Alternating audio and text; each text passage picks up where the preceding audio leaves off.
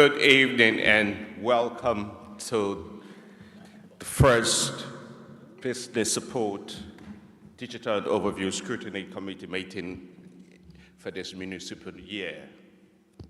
I would like to take this opportunity to to welcome our two new members to this committee, Councillor George Perford and Councillor Nestorov, who I believe he's been subbed this evening. Great. I also want to congratulate Councillor Hockwell on becoming a British Empire member whilst on holiday. Congratulations, a BEM on this committee. Apologies for absence. Councillor Turpin.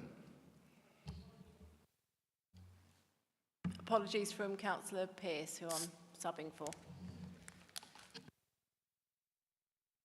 Thank you.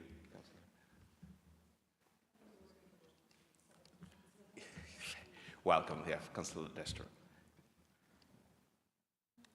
Okay, that brings us on to item 2, record of the meeting. Can I sign the record of the meeting held on the 30th of January as correct? I have no urgent matters. Are there any declaration of DPR or other interests or any declarations of whipping?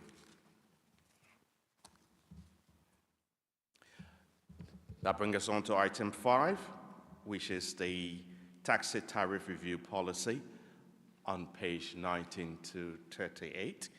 I'll ask Emily Lane Blackwell, licensing manager, to introduce the report. Emily. Thank you very much, Chair. So Medway Council's licensing team would like to implement a documented policy which ensures a transparent and consistent review of the taxi tariff for Medway. On the 10th of December 24, Licensing and Safety Committee asked officers to consult with the Hackney Carriage and Private Hire trade in relation to a proposed draft taxi tariff review policy. On the 16th of December of 24, an email was sent out to 472 drivers. They had a 6-week period in which to submit their comments back to us. Responses were received from 4 individuals of the trade and 1 from the Medway Licensed Taxi Drivers Association. On the 20th of February this year, the Licensing and Safety Committee were presented with the results of the consultation and licensing considerations.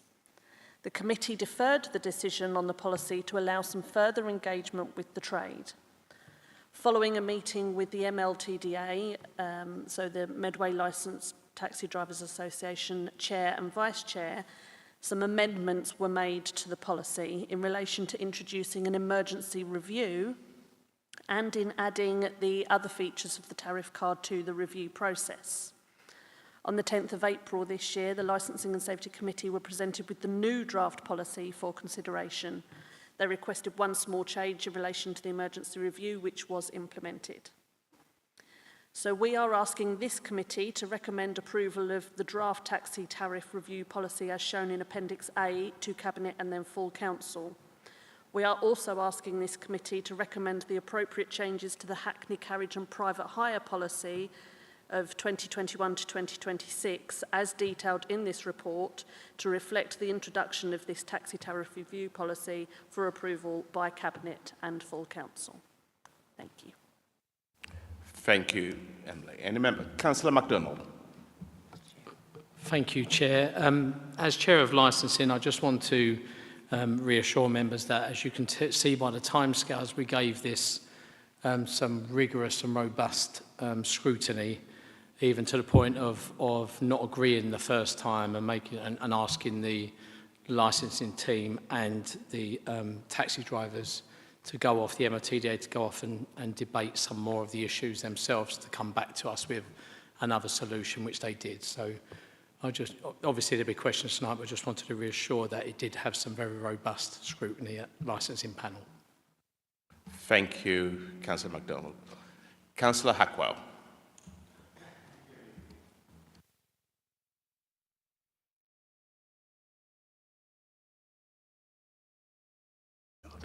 Thank you, Emily, for your report, and thank you, Chair.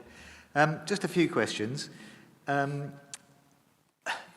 of the comments from one of the taxi drivers that that once reviewed, it took 6 to 9 months before it was implemented, and you're also advocating that we move from an annual review to a biannual review with the 6 or 9 months. Is that going to be responsive enough? You know, if we get inflation running at 10% or whatever, you know, and it's going to take possibly nearly 3 years to react. I don't feel that comfortable with that. This is just the first question, so I'll ask a few more. It seems that that's far too, and I understand you've put a different mechanism, the emergency review, but it asks for 100 signatures, and when you only got 4 responses from going out to 430 people, is that really a realistic number? I feel that's far too high. I understand why it's being pitched at that, but it seems very, very high. And how will you know that it's actually the drivers? What's the mechanism for following up that you've got the drivers' signatures and things like that? I mean, does it get compared with their original application or something like that? The other thing is that I read somewhere in there that some of the all tariff elements haven't been looked at for soiling, for example, hasn't been looked at since 2012. I mean, and here we are, you know, nearly 15 years later. What are we doing about things like that to bring them into line with being reviewed at the right time? I also share, I know it was only one driver, but, you know, I look at the data and I think it says that we're 5th highest taxi fares in Kent, and the 2nd highest of CIPFA within CIPFA compared authorities. So our taxi fares are quite high. I know that there's a lot of competition from out-of-town licensed drivers, especially amongst the youngsters. You know, they don't even think of calling a taxi cab, they use another provider. So I wonder how we're going to keep our taxi drivers competitively paid, but also competitively in work, because it's a fine balance to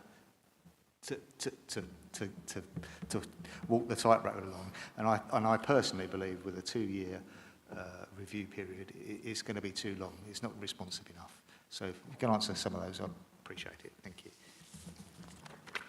Thank you, Councillor. I hope I've picked all of those up. So initially, it won't be 3 years. It will not take 3 years. So there will be a review implemented every 2 years. So the new tariff will be implemented every 2 years. So once we're going to be doing a review. If this policy gets approved, we are reviewing the tariff from July. We're sending out the consultation. So that will come in place, say, in November. So then the next tariff will come in November 2 years' time. So we will start looking at that in sort of 14, 15 months' time, so it comes in place within 2 years. So it's not that we'll start looking at it in 2 years and then you've got another 18 months or whatever to go. So hopefully that alleviates that. With regards to the consultation, we have an email address and a mobile number for every single applicant. They are required to have those contact details logged with us for us to be able to send out reminders. We'll send them text messages about reminders of inspections, or your insurance is going to run out soon, or your licence is due for renewal. So we have that information that is specific to them, and that is how we communicate our consultation with them. And we ask that they respond using that email address. So that is what links us to that particular person. We do also ask them to quote their driver licence number within that email, and that's how we confirm that that is the correct individual. With regards to the costings compared to other authorities, I have done another review because the last one that I did was February time, so I've done a June review. So we're able to look at this through the Private Hire and Taxi Monthly website. It's a company that gathers all of the 2-mile costs, the cost of a 2-mile journey from every authority within the country, and then puts it into a table. So we are, within Kent, we are now 6th. Within our CIPFA group, we are 3rd, and overall in the whole country, we are 74th. But what you've got to also consider within that is that we are just going to change our tariff, so that will change this year, and there will be other authorities that haven't changed it for 8 years because they've not felt the need to, or they've only just done it last year, or they're going to do it next year. So they're not, because there's no regulation on when you have to review it, they all change at different times of the year and different years. With regards to how we can ensure that they are being paid sufficiently without overcharging, obviously the consultation always goes out to all our Hackney carriage and private hire drivers. So they let us know what they consider, and then it comes to councillors to make that final decision and that approval. Our tariff card is the maximum you are permitted to charge. You are not allowed to charge more than what is on that meter at the end of that journey. There is nothing that stops you charging less. So if a particular operator or an individual wants to go, do you know what, I know that this is too steep, they have every right to charge less. Their meter has to calibrate to the correct tariff that matches ours, but they can always charge less. I hope that answers your questions. Thank you, Emily. I just, on the last point, so they can do a sort of fixed term tariff, I can imagine. If someone says, can I go from here to High Housetown or whatever, they can, and they know that their meter will charge 20 quid, they can say, I'll do it for a tenner. I understand that. But is there any review to come into with dynamic tariffs, like, you know, some competitors use, so that if busy times it can go up and less busy times it can come down, or predetermined tariffs that you agree before you, because, you know, I think, you know, it is stuck a little bit in the past compared with the dynamic models that are available. With regards to predetermined, all private hire bookings can be predetermined. So our Hackney drivers in Medway are dual licence holders, so they have also got a private hire driver licence as part of their Hackney driver licence. So anytime you book a private hire through an operator or book a Hackney, you can pre-arrange that price. And they can, if that pre-arranged price is in place, then that's what you pay. It doesn't matter what comes up on a meter. We've not considered creating any set ones. It's not something that I'm aware that we've been asked to consider. But obviously, if we were, we can look into it and see how feasible that would be and whether it would work for the trade as well as the customers, and we can look into that. Thank you, Emily. Thank you, Councillor Hackwell. I have Councillor Printer and then Councillor MacDonald. Councillor Printer. Yeah, thank you. Thank you for bringing this. I think we do need a stepped approach to fares going up, and not what happened before, where a rise didn't happen for a number of years. And this happens a lot when sports clubs and everything that I'm involved in, they think they're doing the best thing by not raising members' fees or fees for taxi fares for the customer, but then it gets to a point where it becomes unaffordable to run either that service or that club, and then we jump up. I think there's an opportunity with local government reform that we can expand where the taxi drivers can work potentially, but that's for another day. Just on the app, I think people potentially use other companies not because of the pricing, and when you compare against them technology companies, because that's what they are, technology companies, the pricing isn't actually that much difference, and in fact they are more expensive a lot of the time. Many times I've heard my son's friends complaining that they got a cab that's normally 8 quid and then it was 35 quid. If that's what dynamic pricing you want, then that's not what I want, because they just press a button with their thumb.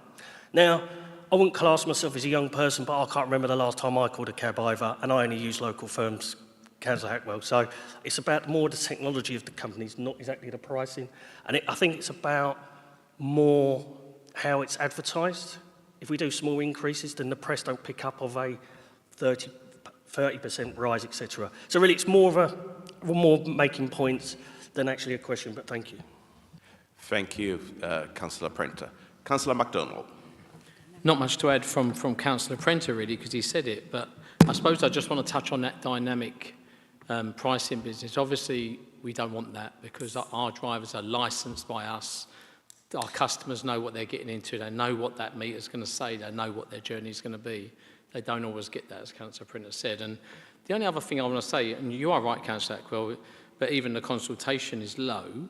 A lot of drivers didn't even want to go up in price. So, you know, it's not that they're greedy and they're at the door, but Councillor Prenter's right. The price of fuel's going up, the cost of keeping the cars going up. So we have to, for a good licensed fleet, we have to keep them on board. We don't want to lose any more drivers, and we want to also value them, you know, for our customer base here in Medway. But it's a long way to go, but safety is the key for us, and the good drivers we keep and the good ones we keep on board are good, safe drivers. Thank you, Councillor MacDonald. I've got Councillor Hamilton and then Councillor Finch. Councillor Hamilton. Thank you, Chair. I have a couple of questions. First one is, how will the implementation of the policy improve public confidence in fare setting for hackney carriages? The second one relates to some comments by Councillor MacDonald. In what ways could the tariff review process better reflect external economic indicators such as fuel prices and inflation? And then finally, how does the policy align with the broader council goals for sustainable, accessible and affordable transport across Medway? Emily, would you like to respond? Thank you, Councillor Hamilton. I'll be honest, I don't know. I don't know what the overall council transport position is. So I would have to look into that to see how it aligns with that document or policy that may be in place. And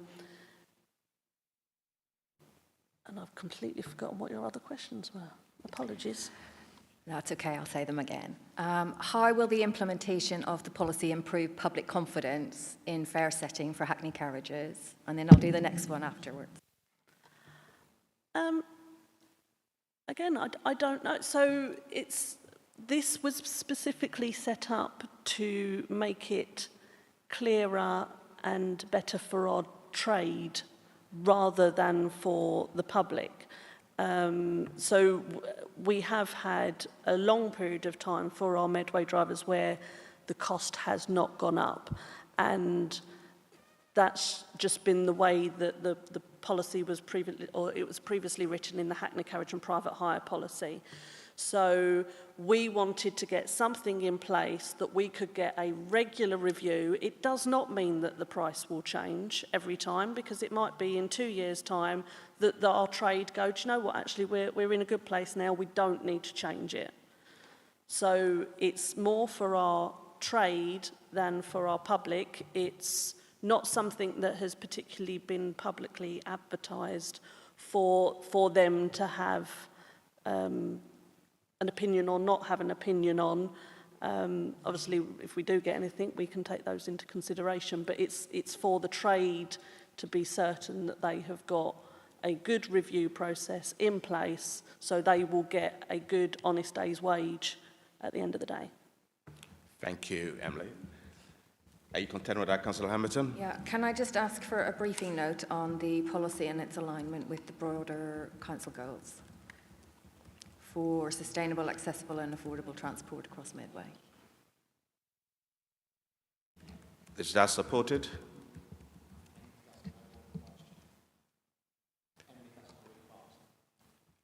Emily, do you understand the question? Sorry, Councillor Hamilton, would you like to come back? Yeah, just a short briefing note, please, on how the policy aligns with the broader council goals for sustainable, accessible and affordable transport.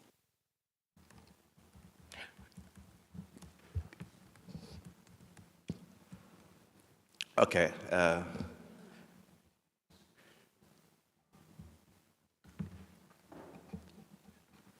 Vice Chair, you want to hold on to that for the recommendation? Councillor Finch. Thank you. Could we also have an understanding about how you got to the two-year annual review? The two-year review? Because it seems to me like train tickets would go up every year. Wouldn't people expect it to go up every year? And by doing it every 2 years, wouldn't you have to put up the price a lot in the first year to cover for the second year? By not getting that increase the second year? Thanks. Okay, the big thing for us personally as officers is the amount of time that it takes up to do the process. And we've not got the staff capacity to be able to do it as on an annual basis. So that was one of our main features. We did have the in-depth discussions with the MLTDA with regards to that, because they initially did want a yearly one. But through discussion, they have accepted that it's just not feasibly possible at the moment for our department to get that done every single year. For instance, Gravesham, it is every 2 years as well, because same reasons, which is why we've now put in this emergency review as an option. So should petrol skyrocket in a really quick time, that they've got something there that we can put in place if needed. And that reassured the trade that they had something in place, so they didn't have to go a full 24 months if something dramatic changed that would negatively affect their wages. Thank you, Emily. Councillor MacDonald. Thank you, Chair. I mean, again, Emily's answered, but I just wanted to reassure Councillor Finch. I think before there was nothing really in place, and members will know that settlement licence, we didn't have a formula. Officers would just say, come up with, should we go out with something? But there was no formula in place. At least there is one now, so the drivers all know that every 2 years they've got a chance of a review. But if, like you say, something, like Emily said, if something happens, they'll be able to come back. But they're very content now with being that there's an actual process in place that wasn't there before. Thank you for your contribution, Councillor MacDonald. Councillor Hackwell. Yeah, just quickly, it has reminded me that I did ask a question of is the 100 it's a significant number when you've got 4 responses, and so I'd like to understand how that 100 was determined and whether it's a sensible number, because it doesn't sound a sensible number to me.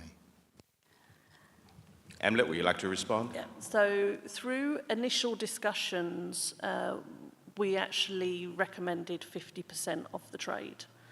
Because it is a lot of work and it is a big change for the trade. So we can't just take half a dozen people saying that I think it should go up, that would disturb everybody else, because it costs us as a council and it costs the licence holders to get their meters changed and everything.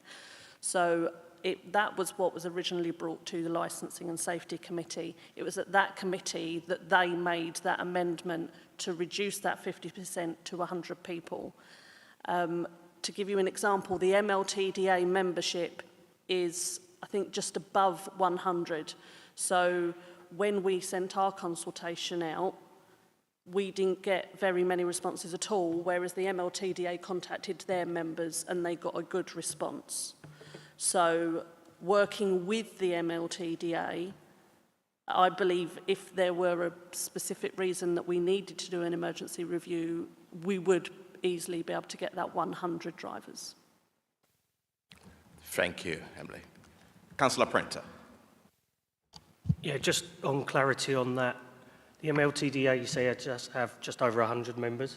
Would you accept them responding with everyone's signature on as a one document, or would you expect them all to individually from the MLTDA to respond to that? Would you accept them as an organisation, basically?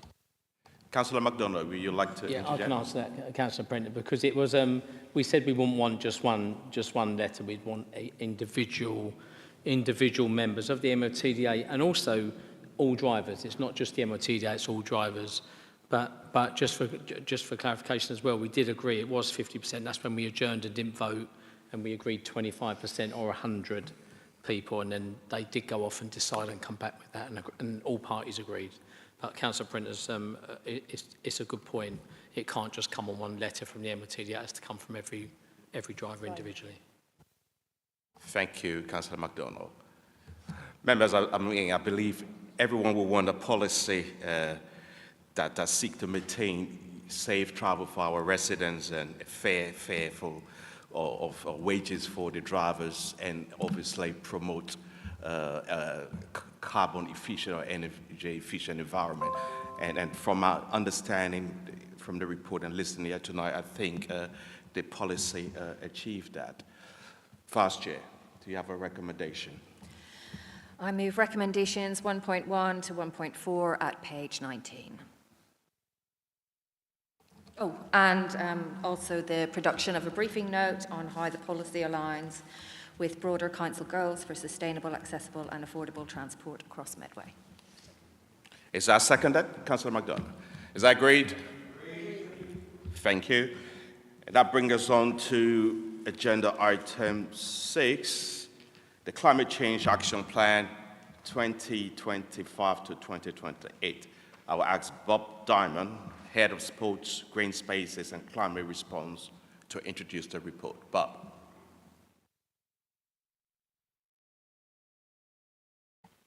And apologies to those members who are hearing this for the second time this week.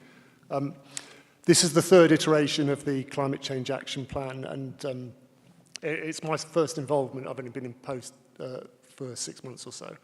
And what's been clear in conversations with with other local authorities is that previous iterations have had quite lofty ideals, but have found it quite difficult to deliver against them. And if I take as an example, our previous iteration had over 250 actions in it. Clearly trying to monitor those through is a kind of process in itself. What we've tried to do here is learn from that. We've still got the ambition. The ambition is set out in the One Medway Council Plan, net zero by 2050. What we've tried to do here is say, okay, let's look at deliverable targets. So it's consciously a 4-year plan to align with the council plan, and it's targeting what we believe is deliverable. And in setting these, I need to make clear that this is not the climate response team going to every other service and saying, you need to do this. These are targets that are set by the individual services through their service plans. What this Climate Change Action Plan is designed to do is to collate all those into one document so that members and residents have an overview of what is being done over the next 4 years or what is being planned over the next 4 years in this area. Yeah, and in terms of governance, it came to overview scrutiny last week and to yourselves for comments and feedback. Ultimately, it will go to Cabinet in August for final sign-off. Thanks, Chair. Thank you, Bob. Any member? Councillor Jones. Thank you very much, Chair. I very much welcome this action plan, and there's a lot of good micro stuff in it, such as the mention of allotments, community gardens, that sort of thing. On the planning committee, we've had, and obviously that operates independently, as Bob said, each department will have their own objectives, but the planning committee, being a sort of quasi-judicial committee, was looking at the question of replacement of trees, and where we agreed to fell a tree, we asked that 2 new trees be planted in its place, and I believe it's these sort of micro actions which will help advance the plan forward in the next 3 years or so. Which leads me to my question, how much is the objective of 2050 the sort of ultimate target or backstop, if you like, and how much thought is being given to possibly speeding up our climate change actions towards achieving net zero earlier if we can? And I realise the officer is probably going to reply that there's a resource issue here, but that would lead to another question, which is, you know, what are we doing, or is there anything we can do about resources working with our partner organisations or central government? What I don't want us to think is that 2050, 31st of December, is somehow the target date. We should be thinking about how we can achieve our objectives earlier, if at all possible. And the 2050 is a backstop. It is the really final end date by which we achieve the net zero in the way that's been set out in the report. I wondered if the officer might have any comments on that, Chair. Thank you, Councillor Jones. Bob, would you like to respond? Thanks, Chair. Obviously, the target of net zero by 2050 is a policy decision, so I'm working to that policy decision. Clearly, if at any point in that period I feel I'm in a position to come back to Council and say, I think we can achieve that in advance of that, then I would bring a paper forward for that. We deliberately and consciously not, as and I think I can speak for all service managers and directors, we would like to achieve this and we would want to achieve it as quickly as possible. But I don't have any particular alternative date in mind because that is the policy that's set. Thank you, Bob. Councillor Hamilton. Thank you, Chair. I have 3 questions. I always have 3 questions. So looking at the area-wide data, I noticed that the emissions from industry, commercial and public sector, including ourselves, is down by only 3.37%. What steps are we taking to address this underperformance across Medway? Next question is, which actions in the plan are currently underfunded or at risk without external grants? And the last one is, what steps are being taken to ensure Medway's most vulnerable communities are not left behind in climate resilience planning? Thank you, Councillor Hamilton. Bob, will you like to respond? Apologies, I just learned from Emily that I need to take notes on these questions. So I think the first question is a really pertinent question, and I think it's what came out of a lot of conversations with other authorities is in the first iterations of these plans, a lot of authorities were saying we're going to kind of set this target across Medway, and actually then have realised they don't have that direct influence on industry. So it's consciously in the action plan, the first area, and it's the one with the largest number of targets against it, is knowledge and empowerment. We can't make industry do this.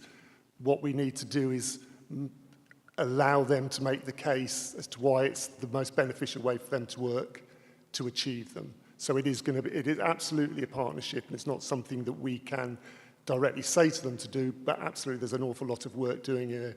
And if you look at just in the past month, we've had the Green Business event, and we've also had the business event at the Dockyard, and both of those have been focused very heavily on trying to get the green industries, get industries into understanding that being green has pragmatic benefits to them. So there is work there, but we can directly influence the council ones. What we need to do is look at how we can work with partners to get them to make that modal shift. Actions underfunded or under threat, as I say, this is a plan that's come from individual services and their service plans. So these are not ones that I'm saying, I'm working on the basis that all the services who put these in have worked through that process, or will be working through that process through either the FIT plan work that my colleague Paul looks after, or working through and have the right mechanisms in place for funding those schemes.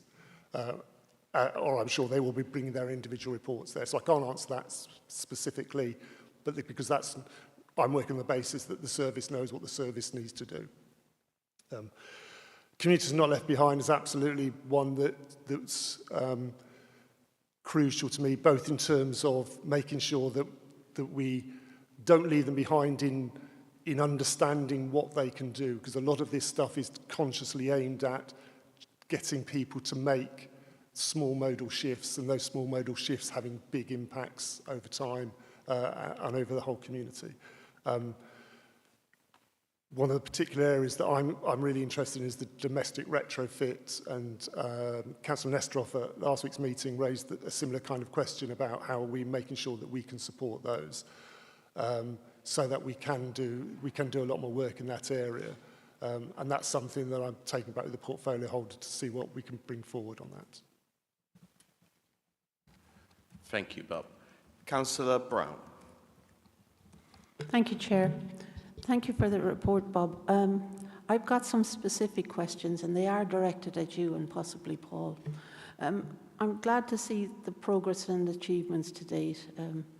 The bus shelter the other day down in Intra, that's very new to the list of successes. How often are the people who are providing these progresses reporting to you? What's the mechanism for accelerating something around emissions? Because the biggest problem I find in Medway is we've got very narrow streets and people sit in their cars idling. Workmen sit in their trucks idling. The first thing on top of this is Medway Council emissions reduced. That's fine if it's us setting a good example. But I think at this stage we need to start to have a better communication with our residents. Actually save them money if they didn't, do this sort of thing. So what I'm asking is, what is the timescale for reporting back to you so that we know when it's coming back to some of the overview and scrutiny thing? And the other thing is, when is there going to be a level of detail that links this with some of the other stuff? And it's not about the money so much. It's about linking the policies together under this umbrella. Is that something that Councillor Curry or yourselves or whatever is working on? Because I'm not sure that this list gives me any kind of feeling that it's under the one umbrella. It's in the one report, I accept that, but it's all over the place. Thank you. Thank you, Councillor Brown. Bob, would you like to respond? Thanks, Councillor Brown. In terms of reporting, so the services report quarterly on progress, and then we would produce an annual report that does that. So you should get that back each year. That would tell you where we get to. And what we also do is then the head of climate response is now going to do an annual update on where the council sits in terms of its emissions programme and how we're performing. I think in the broader question about the emissions, I'll come back to the point about it's about that whole knowledge and empowerment agenda, isn't it? It's making people realise what they can do and how we do that. So we have monitoring of it. The air quality assessment is undertaken, and we've got a team that look after that. Obviously, there's the active travel, there's the bus plan as well. So there's a number of those plans in terms of that side of it, which should have impacts.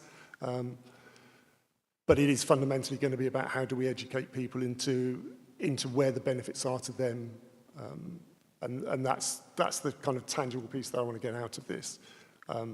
Is we can't do it directly because if people still use their cars or burn energy in the same way, we can't make them change. What we've got to do is kind of highlight the benefits to them of making those changes. Thank you. But would you like to come back, Councillor Brown?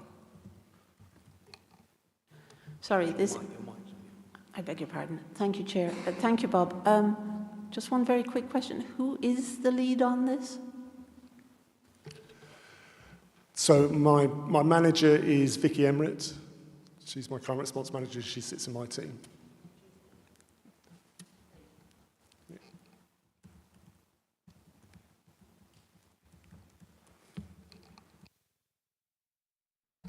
Sorry, and just to come back on your final question about where do all the policies sit. So that's something I'll take up with Councillor Curry as the portfolio holder. Thank you, Bob. Councillor Turpin. Thank you, Chair, and thanks very much for this report. I just had two questions sort of in relation to sort of the transport and the waste.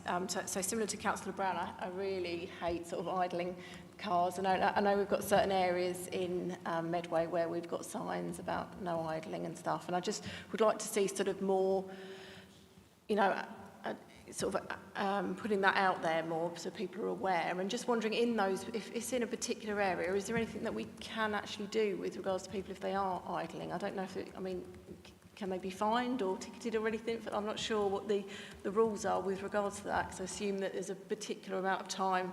You can't just be stationary for 5 seconds and it's, you know, you suddenly committed an offence. But I just don't know what the rules are, so I was just sort of interested to know about that. And I guess certain times of the year, extreme weather, a hot day like this, people are keen to keep their cars running because of their air conditioning, and similar in winter to keep warm. So it's a sort of a difficult one to address at those times, but I'd love to see sort of more work done to make people aware of it. Especially sort of around schools. And my other question with regards to sort of waste, sort of two questions in what sort of involvement you have sort of in the planning. I don't sit on planning, so I don't know whether you have any involvement of sort of in, I'm thinking of sort of flats. I mean, I'm assuming they do always have good facilities for sort of recycling and that, but it's difficult, you know. We're very lucky that we've got this, you know, weekly collection, but even so, sort of you pick up so much recycling during a week, and it is hard to store it. So just sort of wondering if you have any involvement, making sure that households and new houses that are coming on are going to have adequate storage for that, and also with regards to going back to the travel with the buses, I noticed that there was a high take-up of those free bus weekends, which is really good. Do you know whether that sort of whether that continues? Do we see sort of a continuation of people then using buses more? And if so, how do we sort of? I see adverts. It seems to be advertised quite well in towns. I know it's one coming up this weekend. Do we sort of put that out to the schools? Because I think it's our young people in particular that we want to sort of try and change before they sort of learn to drive, that we're changing their way of doing things rather than continuing with, you know, what us older ones are doing with using our cars all the time. Thank you. Thank you, Councillor Tobin. Bob, would you like to respond? Thank you. Thanks, Councillor Turpin. If I may, there are very specific questions about specific services. I could take them away and get answers for you on those that I wouldn't know enough to give you a formal answer on them. So I'll take those away and come back to you if I can. Thank you, Bob. Councillor Hamilton.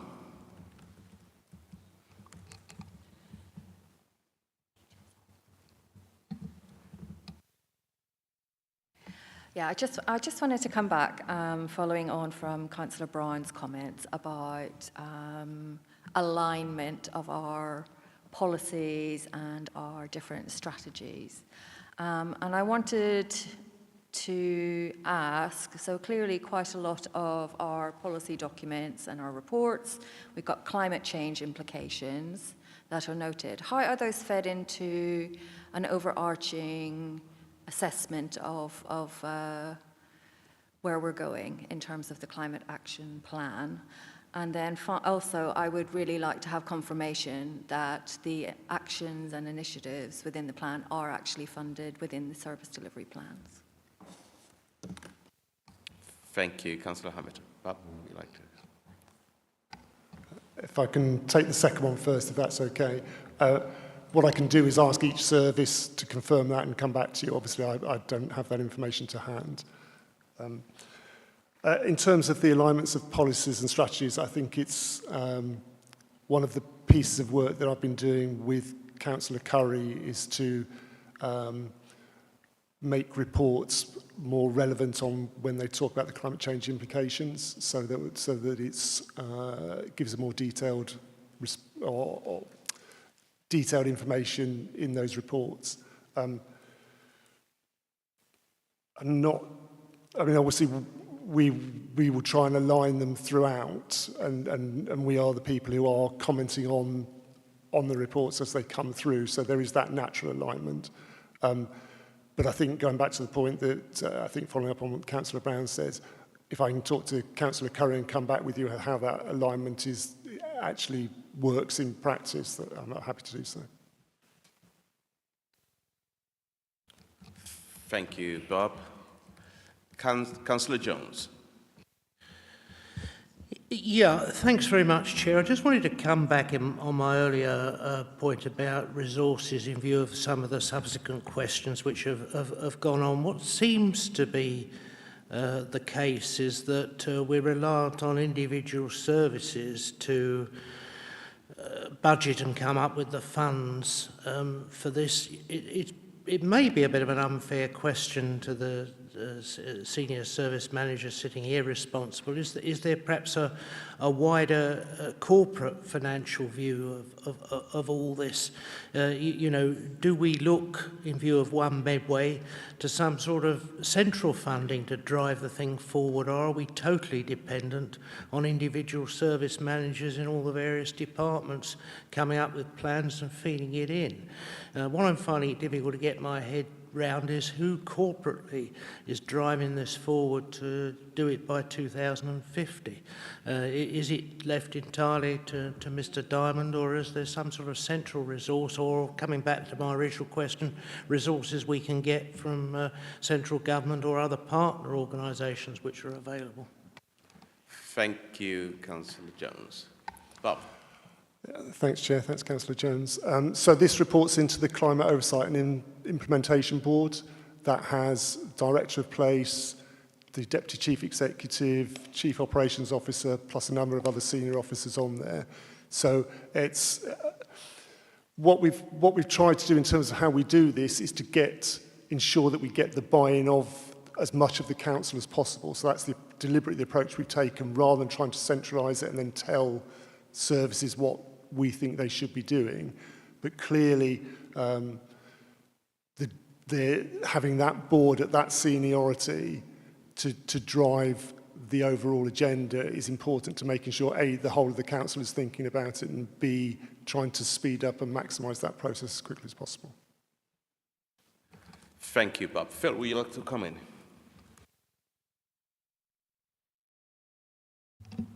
Thank you, Chair. So as Bob said, climate change is an agenda that's kind of owned corporately. We've got the corporate climate oversight board, is that what we call it? It's the implementation board, that's it. There was a point when we did the original climate change plan where we talked about, one of the actions was about sourcing grant funding.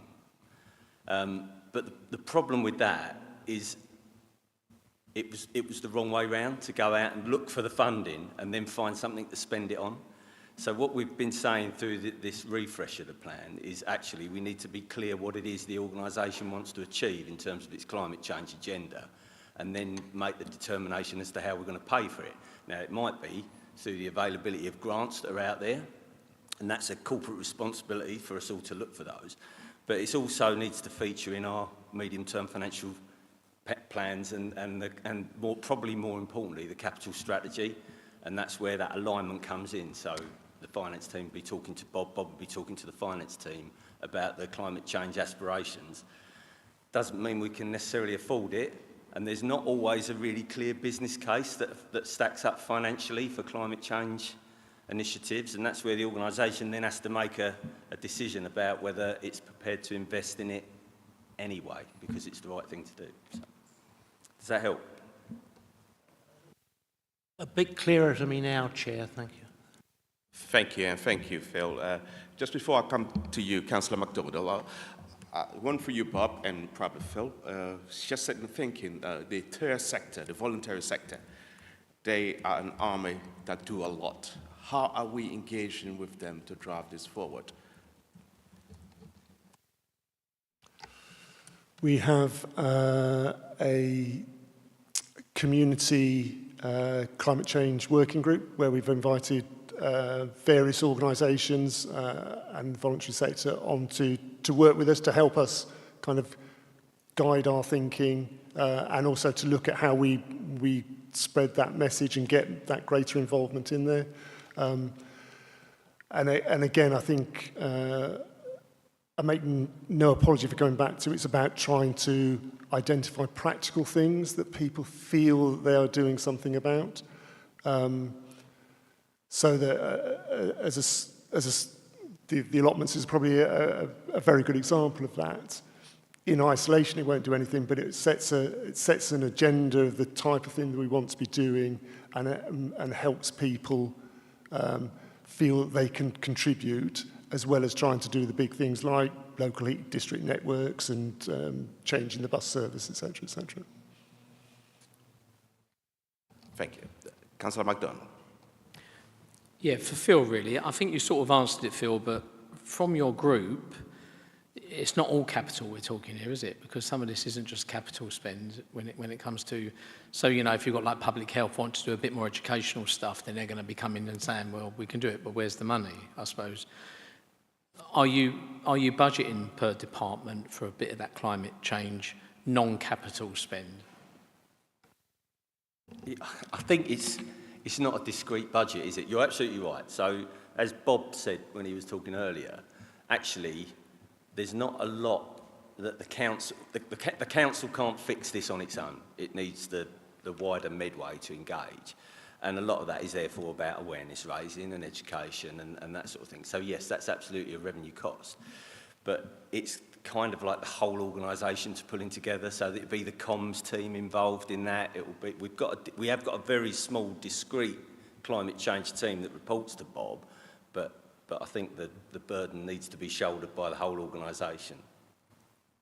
And just, Chair, thanks, Phil, for that. And I suppose to Bob, when you're talking about the voluntary sector and the wider, we're not talking about, you know, a cost to that. We're talking about them engaging and the community engagement. Right? We're not talking about bringing in loads of consultants and paying for that benefit. I haven't involved any consultants in the 6 months I've been there. So. Okay. Thank you. Any other member? Vice Chair.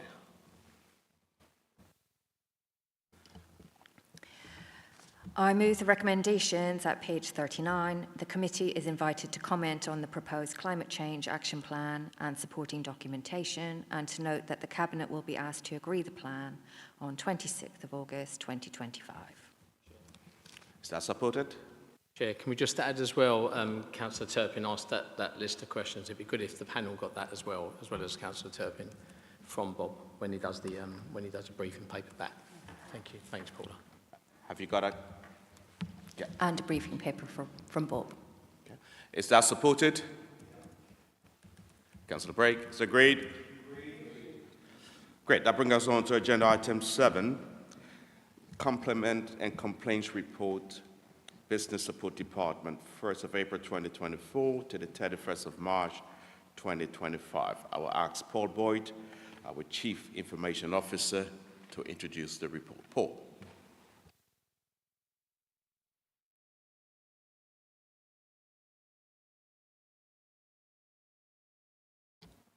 Is that better? Yeah. So the report summarises the performance of the Business Support Department for 24-25 for compliments and complaints.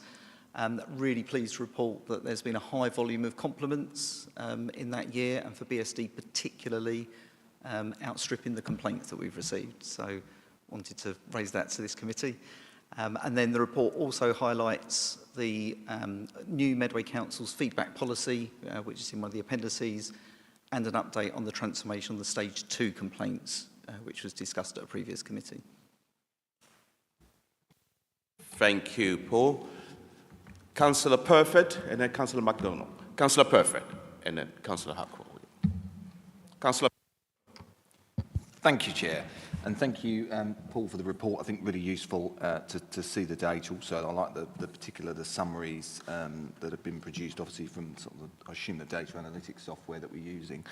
I'm just interested in terms of the compliments. I mean, I think you're right to highlight the sort of string of compliments that we've actually received here, because I think quite often, particularly at public sector, local authority level, it tends to just be complaints from everything you seem to hear. But actually, every now and again, I think it's good when members of the public write in, because I think lots of research shows that it's a lot harder for people to write in and leave a compliment than it is for someone to write in and leave a complaint. So I think that's really positive.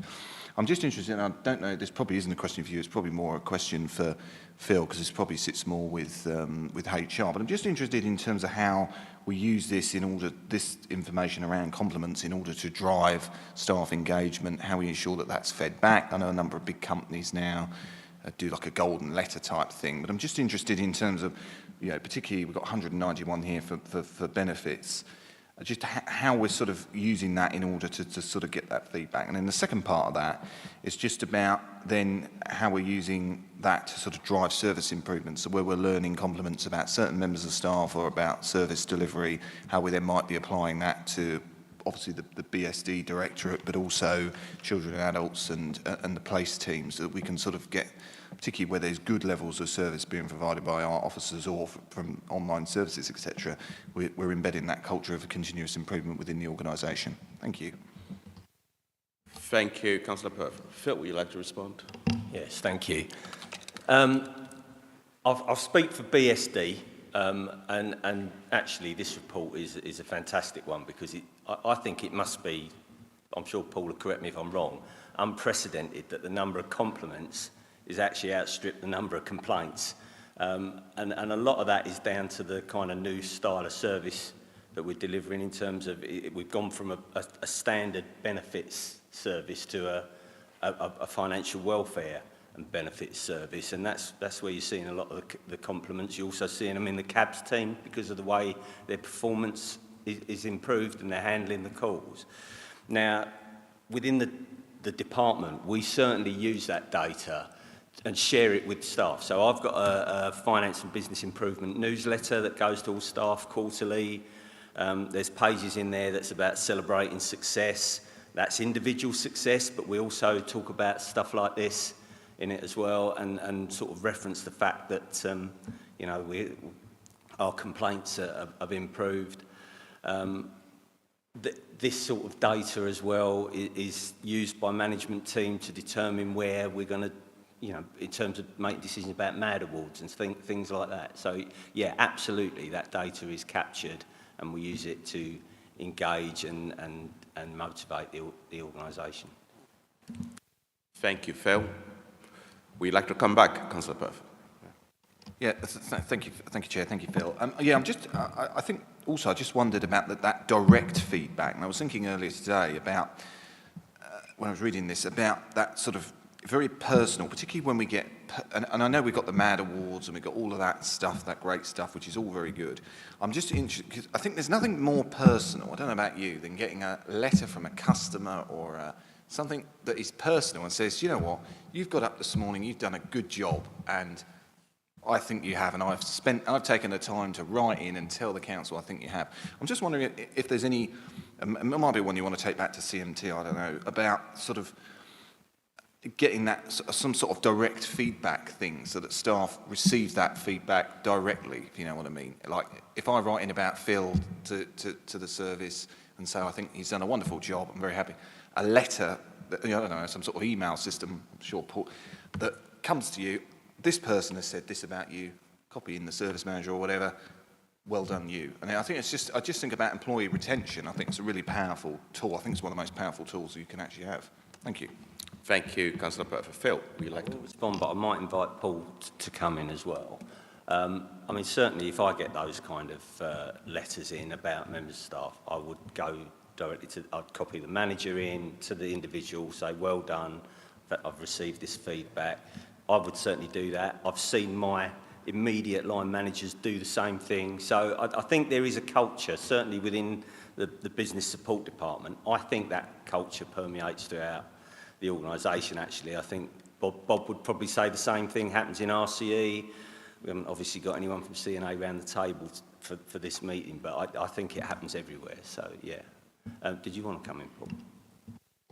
Paul? Yeah, I need to agree. What usually happens is a manager will get copied in to a well done, and then that manager thinks, oh, I'll copy in my manager, and then I'll copy in Phil, and then it's nice to then see Phil copy in Richard. So, yeah, it does happen on a daily basis. Thank you. Councillor MacDonald. Thank you, Chair. I suppose I'm coming on from the other side as Councillor Perfect. I think the compliments are brilliant. It's really good to see that. It's really good to see it rising. And yes, we should congratulate all those frontline workers that do that job. It's great. The only frustrating one for me is regarding the stages, because it's not the first time we see this, and it's not the first, business support department's not the only department within the council that missed this opportunity. And, it's always at that stage one, they don't either fully address the complaint or they promise the residents they'll action it and then they don't. And, okay, I mean, we're looking at 5 out of 17, but still, that's 5 people that could have stopped going down that road if the officers would have... And I know, Paul, with all the systems you have in place, you can keep track of it all. What goes wrong in that, and this is a lot lower than some of the other departments within the council, I know, but it just frustrates me every time I see it, every committee that we see that part, and we think, why have we missed it? Thank you, Councillor Magdalene. Paul, would you like to comment? Yeah, so from previous conversations, you've probably heard me talk a lot about failure demand, and it's the demand that we cause ourselves that comes into the system, especially within cabs. So that's the area we want to tackle, and it is exactly those escalation rates. If a customer is not happy with the decision, fine. If it's because we haven't dealt with it properly, or haven't answered it, or haven't done what we said we would do, they're the bits we need to target. So by putting in Power BI, thank you for noticing the new system, by putting in those systems, we can let the technology do the analysis, and that frees the officers up to check, to go back to services, to verify responses. And we talk about templates where we actually say, this is how to construct a complaint response. And it's given us the time to do that. Thank you. So, Chair, so the system you have in place almost does that care letter for the worker that goes back to that resident and gives them the solutions. Is that what you're saying? It would give them an automatic solution. We wouldn't have to test it. Not yet, but it will. Yeah. But you still need some testing, wouldn't it, and checking, because not everyone's the same when they get a response. Thanks, Paul. Thank you, Councillor McDonough, and thank you for your response, Paul. I have Councillor Hockwell, Councillor Turpin, Councillor Brake, and then Councillor Brown. Councillor Hockwell. Thank you, Chair, and thank you, Paul, for your report. And I'd like to echo what other people have said. I mean, it's great to see you had a 12% increase in compliments, and also that the BSD got more than 50% of all the compliments in the council. So it's good for that. However, there was on complaints, there was an increase in BSD by about 25% compared with last year for complaints. And in revs and benefits, I guess, which were, although the response was in 10 working days, and you've easily managed your response time, it is a little bit concerning that it has gone up by that much. I just wonder what you're doing about reducing that rather than just rushing to answer it to get the 10-day measure. And is that causing half the problems? Is it cause or effect?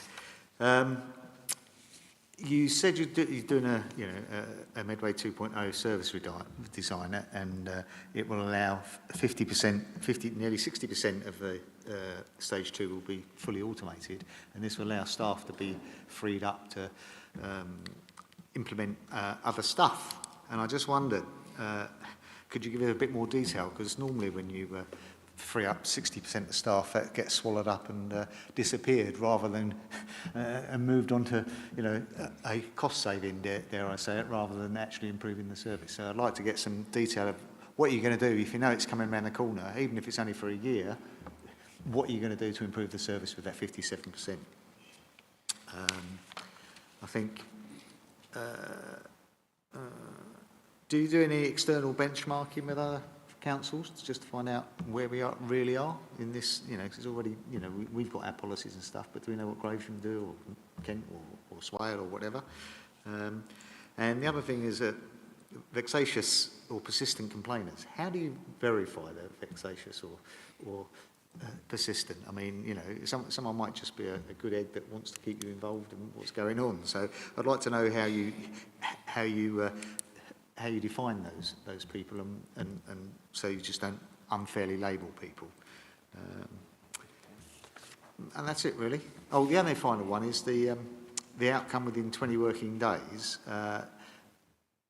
With most complaints, stage 2 complaints within 25 working days. doesn't state exactly what the actual achievement rate for stage 2 complaint resolution was in times during that. It seems to be missing from the report, so I wonder if you've got that information to hand, and if you haven't, just let me know at some point in the future. Thank you. Thank you, Councillor Hockwell. Paul, would you like to respond?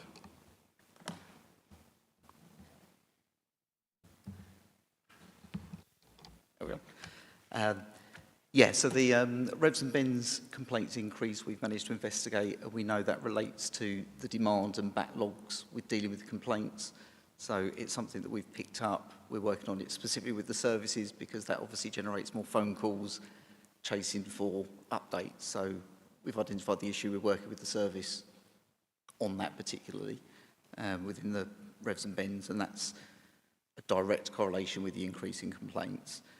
The 60% saving is definitely something we're seeing coming down the line, and within the service we can look at where best to use that capacity, and whether it's a direct saving, we feel we'll get a bigger saving and a bigger result if that's invested, allowing the staff to do exactly what we were just talking about, do proper reviews, do deep dives into the complaints, so they're not crunching the numbers and doing that manual work, they're actually doing the value-adding stuff that only a human can add to that process. So that's where we'd like to direct those, because if we can reduce the complaints, if we can reduce the escalations from stage 1 to stage 2, not only will we automate it, we'll remove that demand that I don't think should be there. So that would be the main target and the big prize by using that capacity. We do compare with others for benchmarking.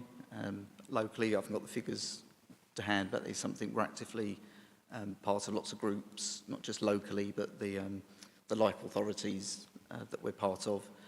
And then the vexatious complaints is an interesting one. So before we would label something that, it goes through a rigorous process of checking, is it a valid complaint?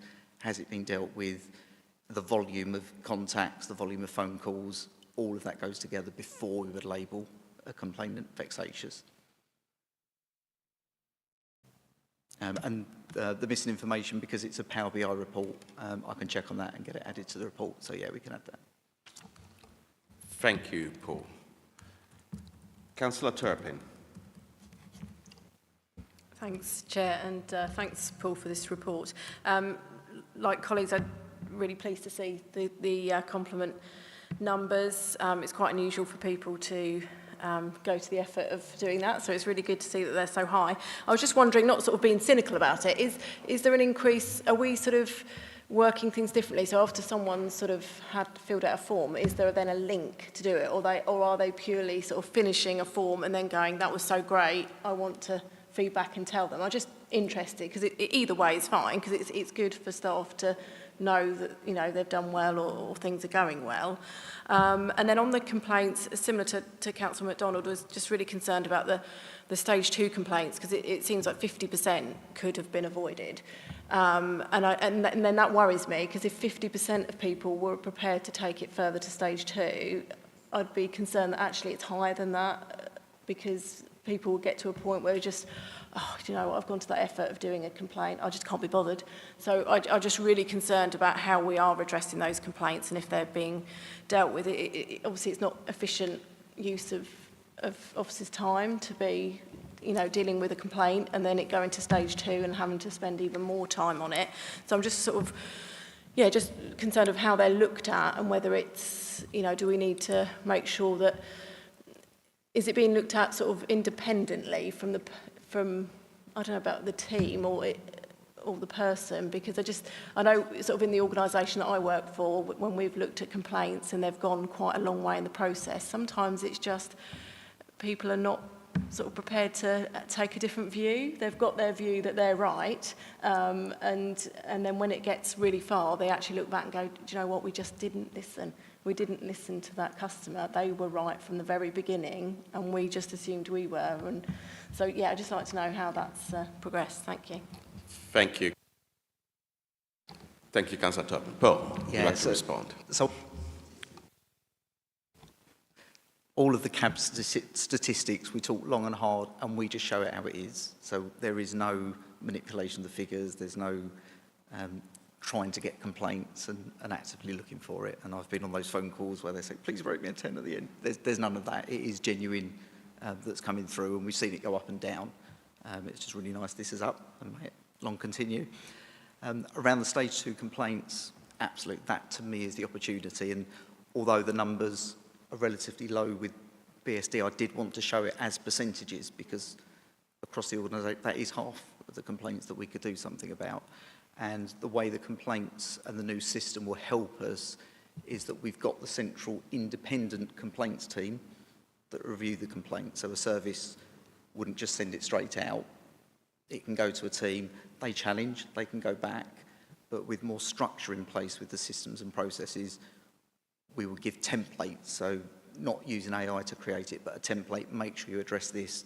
This is how to structure a complaint, and the team go out into the services and do training. So the more of that we can do, the less escalations, and that's given us a real meaningful measure to measure the organisation against. Thank you, Paul. Councillor Brake.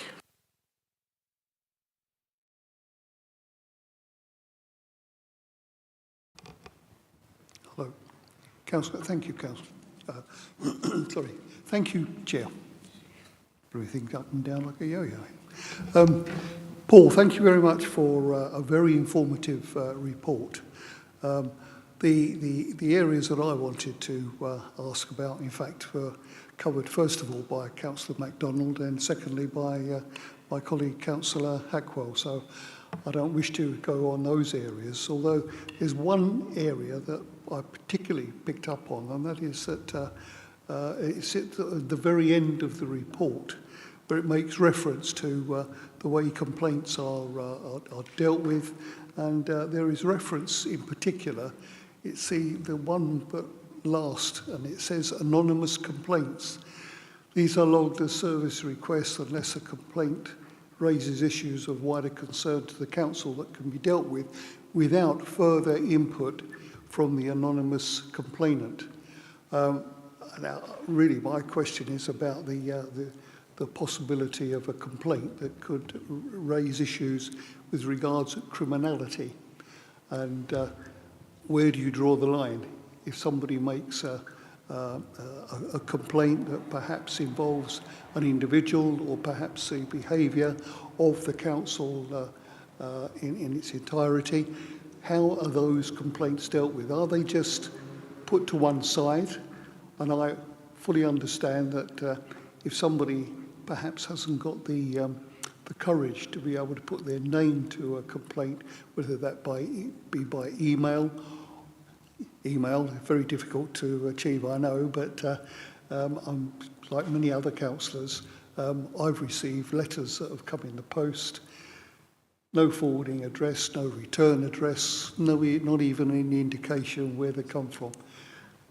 That's in addition to those that are just put through the letterbox with no stamp on. So all these sorts of things happen. But where a letter has been delivered to me, I've always ensured that it goes straight back to the department that it concerns for them to deal with. Sometimes there are accusations of criminal intent, and I always look to check whether that is going back and is being investigated, irrespective of whether somebody's put a name to it, really on the grounds, I suppose, that there's no smoke without fire. Paul, can you give us an update on where we are with that sort of activity, or do you log these complaints, or are they just pushed to one side, basically? Thank you. Thank you, Councillor Brake. Paul, would you like to respond? Yeah, so that specific wording of the policy is to stop that happening. So previously a service might have had an anonymous complaint, I can't do anything with it, exactly that gets pushed to the side. This policy is saying, no, it gets captured as a service request, so it's monitored even though it can't be dealt with as a complaint, because the whole reason is to respond to that complaint, and if it's anonymous we can't respond. However, it gets logged as a service request, so if somebody anonymously complains about something being broken or a member of staff, it would still get logged, it would get investigated. We just wouldn't be able to do that reply, which is why it comes out of the complaints process, but recording it as a service request, make sure it goes into our system, and if there are issues of wider concern or anything criminal, that would spark a further investigation, which is what the policy is trying to do. Thank you, Paul. Councillor Brown. Thank you, Chair. Thank you, Paul. I've only been waiting about 22 years for something like this to come in front of me. Yeah, well, unfortunately, I was the person who used to front up a consistent front end for customer relations team. And we did make a step change in answering calls. We managed to have the front end for the social services calls within target, and then that went away, but that was probably for other reasons, and it certainly wasn't anything to do with me. But what I wanted to ask is, we've got the Medway feedback policy. Has that mirrored the requirement of the complaint handling code as issued February by the Local Government and Social Care Ombudsman? That's one question. Another question is things that haven't become a complaint, and this is a little bit like what Councillor Brake is saying, but it's far less on the criminal end. Our front end, and I have tested this one myself, are not aware of the telephone numbers for our shared service in Gravesham and say, I haven't got a telephone number for that. And unfortunately, I don't see that we're publishing that correctly, even on the website. It's fine, but it's too hard to find. So we need something around that. And that's a practical thing. It's nothing to do with the policy. So I'm a bit worried that we are, and I agree totally with Phil and anybody who's still in the council that worked for me, we always engendered that thank you directly to the person who gained the comment, whatever we were calling it at the time. The introduction of this consistent response, as I said, I've waited 22 years for it. When are we going to see it? Because I know you're working on it, but when are we going to have it delivered? Thanks. Thank you, Councillor Brown. Paul, would you like to respond? Yeah, so the policy was developed with the Ombudsman. They've had an early sight of the review. It aligns with our policy, so it is an extension of that, and it brings it all together in one place. I'll definitely look at the shared service numbers. I'm not sure where they're published, so I can look into that and see what they're doing there. And then the work on the service redesign has started. So it started in December, and as we do with all our processes, as an improvement comes, it will get launched into the system. So we're not waiting until we build it and then it'll be there. We'll introduce the improvements as we go along. So you will be seeing iterative improvements, freeing up that bit of time to allow us to do that investigation into what's causing specifically those escalations. So this year, so by the end of this calendar year, so we're looking at Q3 for the whole system, but there's already things that we've put in place since designing it, and certainly with some of the technology bits, so yeah, this year. Thank you. Thank you, Paul. Councillor Campbell. Hi, thank you, Chair. Hi, Paul. I'm just curious about the whether you capture the demographic data for all the feedback that you get in terms of complaints and compliments.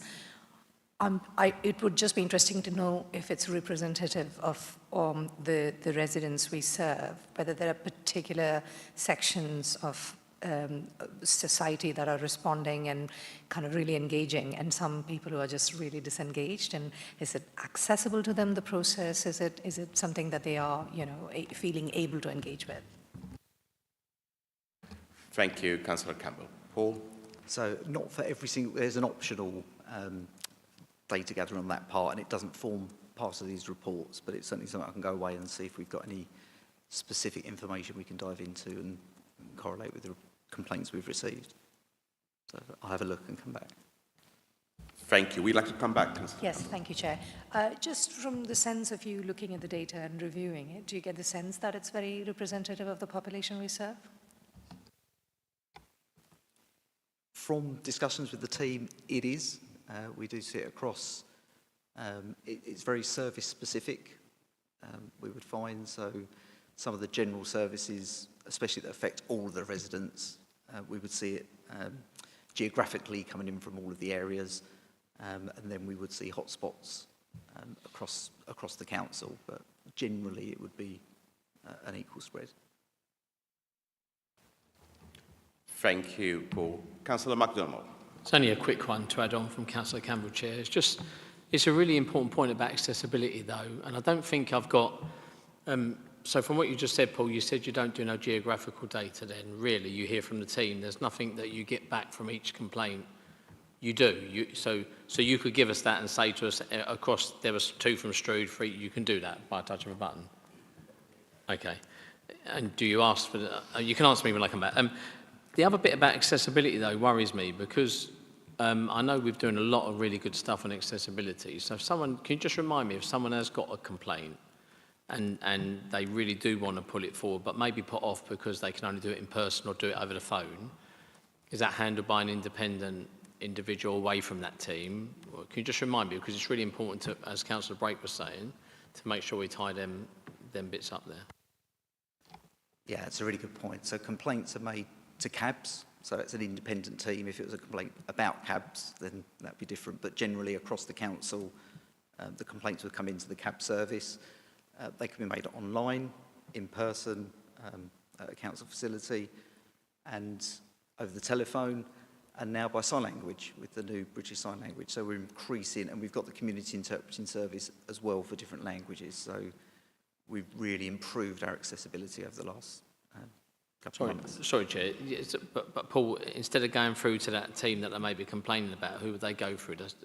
Who would a member of the public go through? If they can't do the email and everything else, would they then be able to speak to someone who they may have fear of judging them for making a complaint or something if it's in that same team? Unless the complaint's about our customer and business support team, it would be that team that deals with all of the complaints for the council. So if it was a complaint about waste, if it was about the roads, any other social care, it would come into that independent team. Obviously, having an independent team if the complaints are about the independent team, but as we see, they're few and far between for cabs, yeah. Thank you, Paul. Councillor Jones.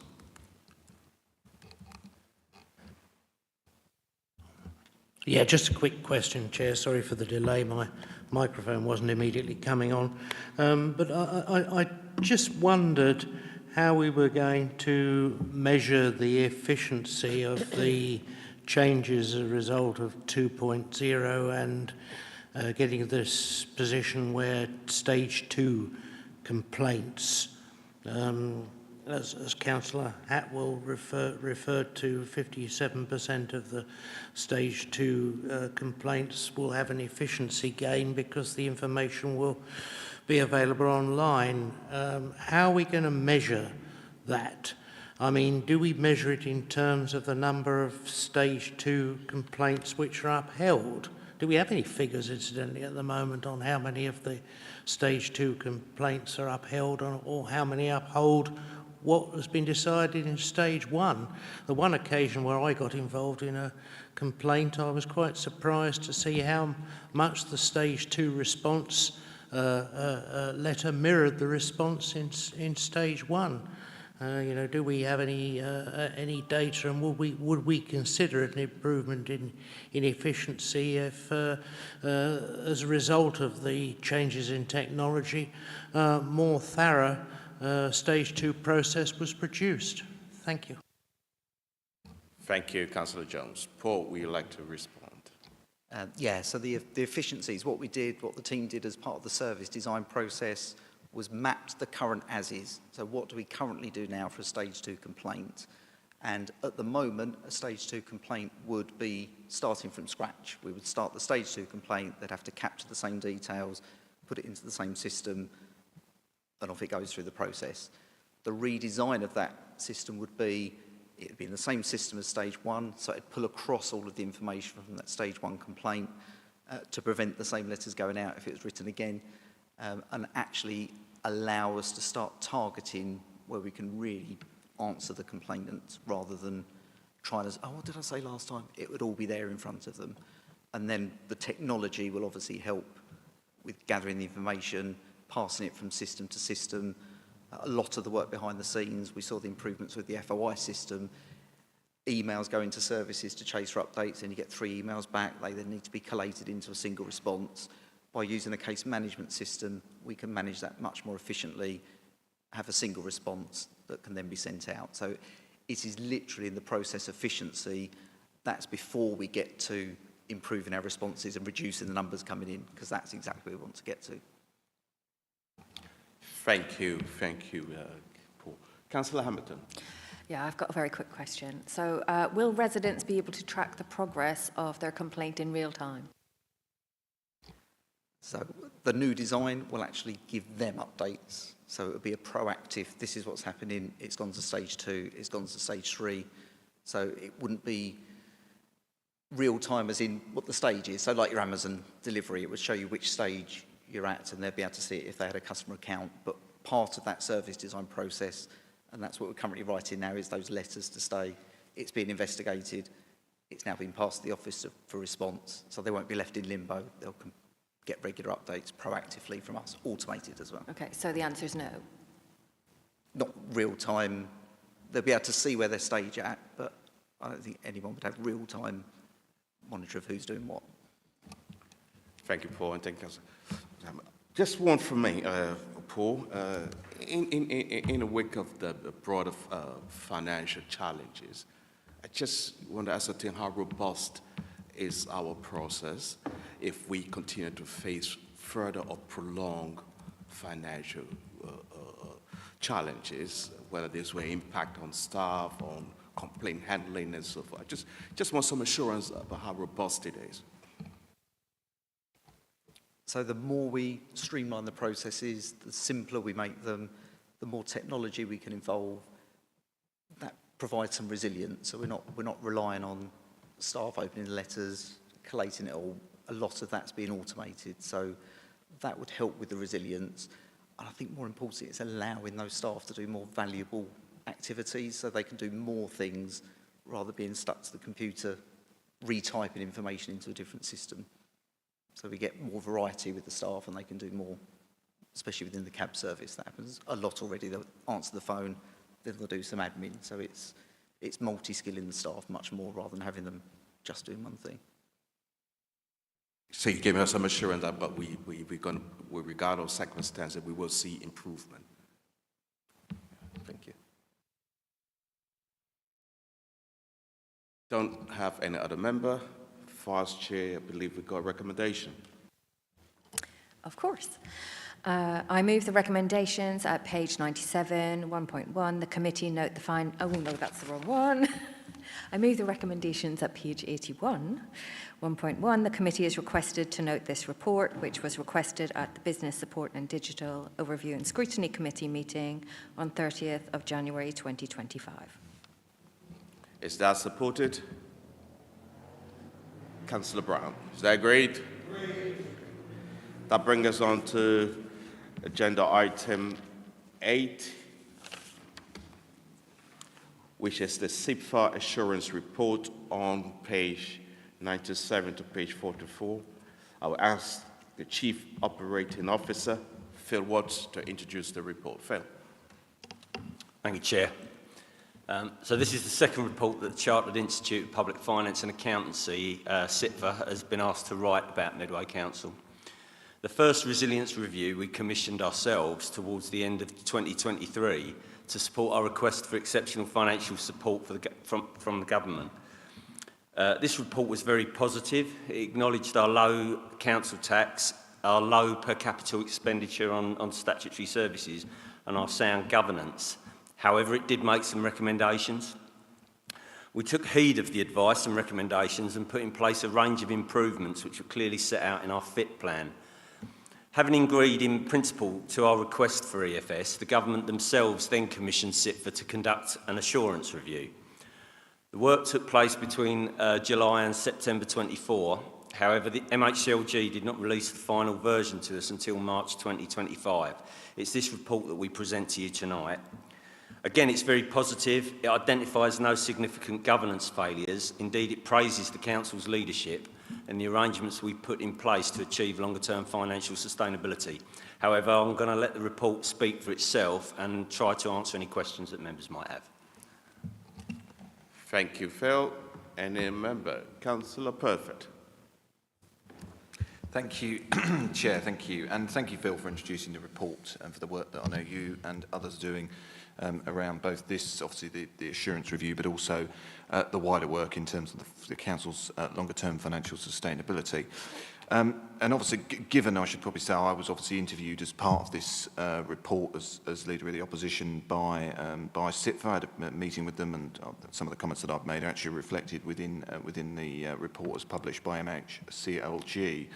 I'm just interested in terms of, obviously we've got the FIT plan, which is in place and has been monitored by this committee, and obviously the Cabinet, CMT, etc. I'm just interested in terms of the engagement with the department, with MHCLG themselves, in terms of both the CIPFA report, but also the wider exceptional financial support, obviously, which was the reason, as you've referenced, for the reason why this latest CIPFA report was commissioned by government. I'm just interested in terms of where that conversation has got to, in terms of their view in terms of not only the exceptional financial support, but the governance arrangements as laid out within the report. And then secondly, I'm just interested in terms of the financial management and sustainability, just around obviously reference within the first report was around obviously the arrangement around LATCOs and obviously the introduction of shareholder boards, which were introduced. I'm just interested in terms of how they're performing. I know it's reflected within here that the changes have been made, but just in terms of some of the recommendations, given the report it's not outdated, but it's from obviously it's from September last year, so it's nearly a year old at this point. Just in terms of an update on that and where they are in terms of driving the overall governance arrangements around the council, obviously noting particularly 1.2.4, which is around Kindy, which was obviously highlighted as a medium risk. Thank you. Thank you, Councillor Perfect. Phil, would you like to respond? Yes, thank you. In terms of the engagement around the FIT plan with MHCLG, MHCLG haven't really been that involved, if I'm honest. When we applied for exceptional financial support, one of the conditions of that was that we had an assurance review. When that assurance review was undertaken, the recommendations that came out of it, in fact, the recommendation that came out of the original resilience review was that we have an improvement plan, and that's what we implemented.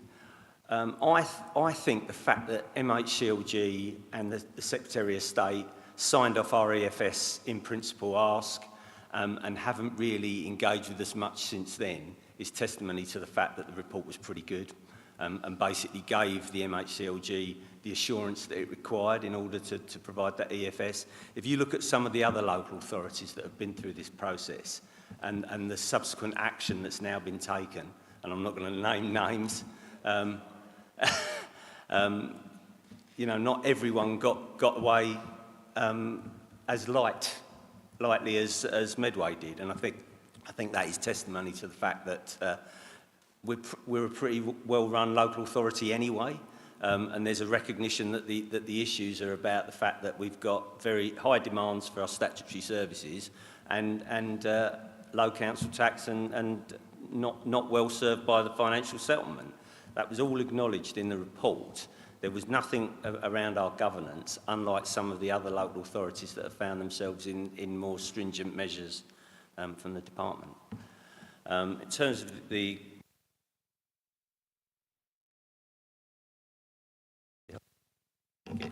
Right, the shareholder boards. I think these are working okay. I mean, there's certainly much greater transparency in terms of the way we manage the LATCOs. I think the bit of learning that we've had to do over the course of these first few subcommittees is what exactly the role is, because the council wears a number of hats in relation to its LATCO. It's a shareholder, first and foremost, but also it's a client, so there's a client role. Now, the shareholder board need to not necessarily fall into that space.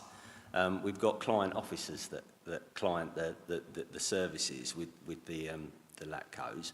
It really should be focused on approving the business plan and then holding the company accountable for delivering the business plan. And I think we're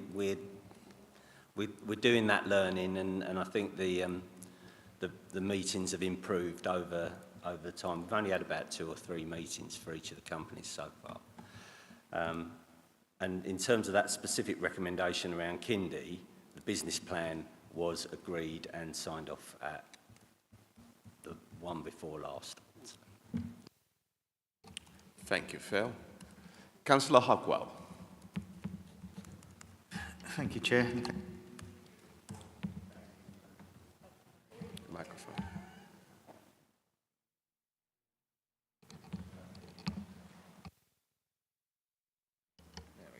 Right.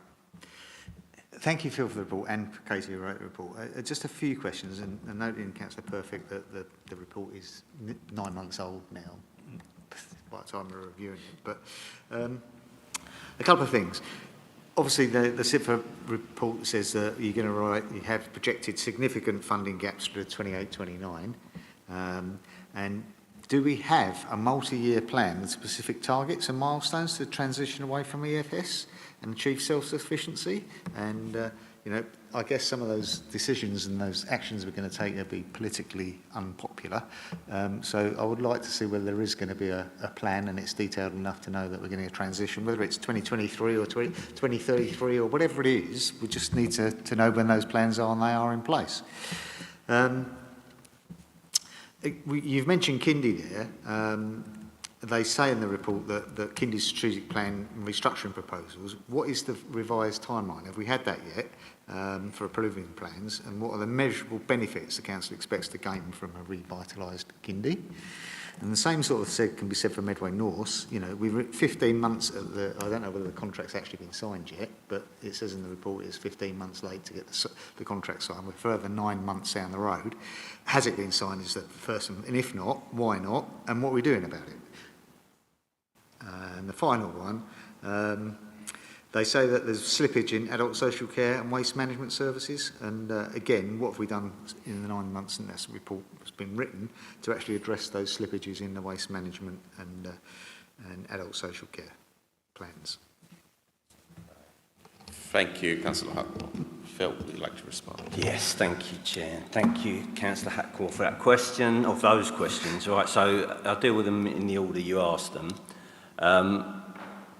We have been promised by the government a multi-year settlement, and so we anticipate getting that. On the back of that, when we prepare our medium-term financial outlook in September, that will cover the medium term, certainly at least the 3 years of settlement that we've been promised. The budget that was agreed by Council in February did include 3 years' worth of projections as well in terms of our demographics. We're going through a process now to refresh all that in light of the 6 months that's passed since then, or 5 months that's passed since then. But yes, we are looking to produce a medium-term plan that plots a route to self-sufficiency and longer-term financial sustainability. Those that read it carefully will have recognised that the plans or the projections as they were outlined in February suggested we would go back for EFS in 26-27. My conversations with the administration and with the chief exec and with the CMT are that we're going to aspire not to go back for EFS in 26-27. So the budget process that we're going through at the moment is with that in mind, but obviously some of that would depend on how generous or not the multi-year settlement is for us. So hopefully that answers that question. In terms of the Kindy restructure, so I'll probably deal with it in the other way around. The benefits of that restructure as set out in the business plan that Kindy took forward was by restructuring with a number of different subsidiaries to split the TECL and non-TECL activity. We're hoping it will give them the flexibility to chase business elsewhere, and that's the sort of short answer to that one. I'm not entirely sure why it's taken as long as it has. There was a requirement that the monitoring officer wanted them to get legal advice as to the proposal that was on the table. I don't know where we are with that. I can take that away and check for you why it's taken as long as it has. The Norse contract,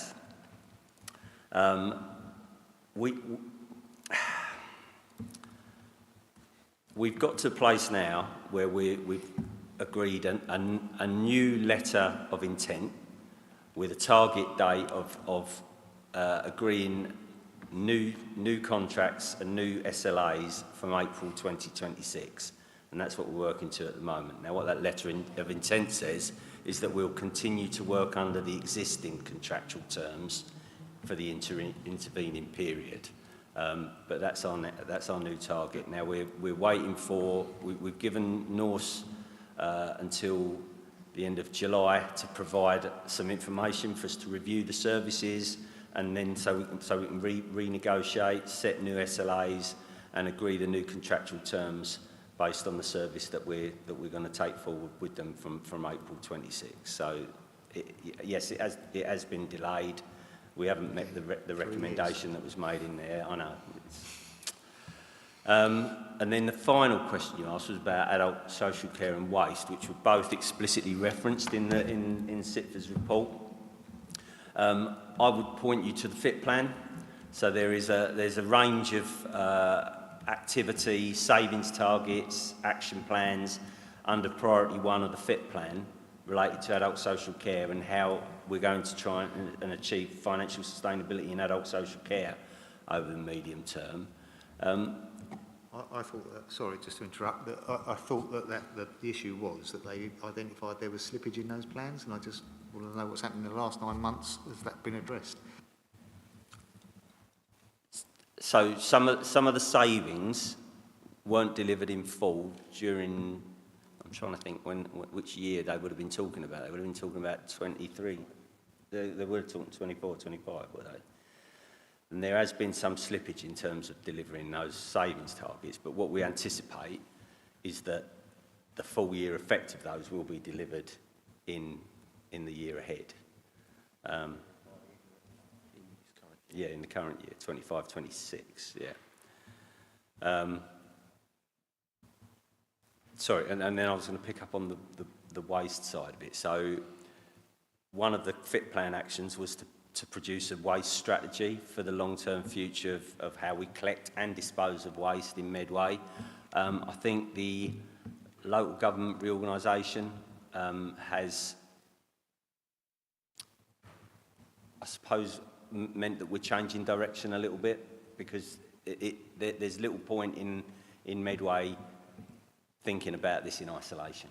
And until there's a bit of clarity over the geographies that we'll be working to with LGR, it's in a little bit of abeyance so that we can work with the right partners to agree a waste strategy for what the new local authorities will look like going forward.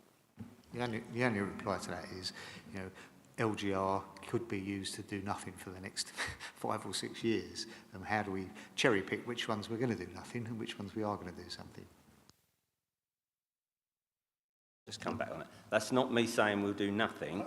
It's a change of direction. So what we need to do is have conversations with our partners, our neighbouring local authorities, really. For example, we might have been in a place, and you know, it'd be helpful if Ruth was here to answer this one, really, but we might have been in a place where we're saying, do we need our own transfer station? Well, given the future landscape, actually one of our neighbours might have one. and so that's an investment we wouldn't want to take going forward. So hopefully you can see why it's sensible to just maybe slow down a little bit, yeah? Thank you, Phil, and thank you, Councillor Hackwell. Councillor Turpin. Thank you, Chair, and thanks, Phil, for the report. I had the same question as Councillor Hackwell with regards to Medway North, but I would like to just push that a bit more. So, I mean, what have been the challenges there? Why has it been out of contract for so long? and how do we sort of prevent that happening again? When you say it's going to be sort of April next year with an interim until then, what's the period of time for that contract, the review? You know, how do we, basically how do we prevent getting in the same position that we're in now? Because there's high risks, I assume, involved in where we are at the moment. And then that kind of concerns me with regards to, which I don't know if it's in this or not, I haven't had a great deal of time to read this because I'm subbing this evening, but if something like Medway North can be in this position, does this, what are other service contracts like? Have we got other services that are out of contract as well? Because that's really concerning.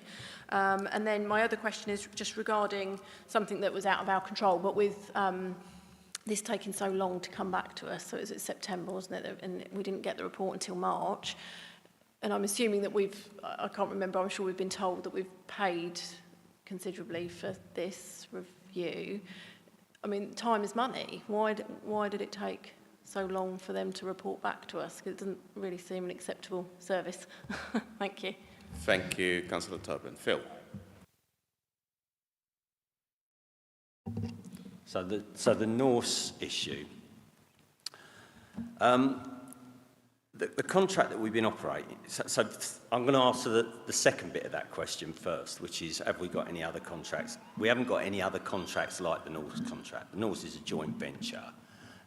You know, so our other big ticket contracts like Volker and Veolia, we go through the normal procurement route and they're on the radar. We start working on those much earlier, and you know, we haven't got any others like that.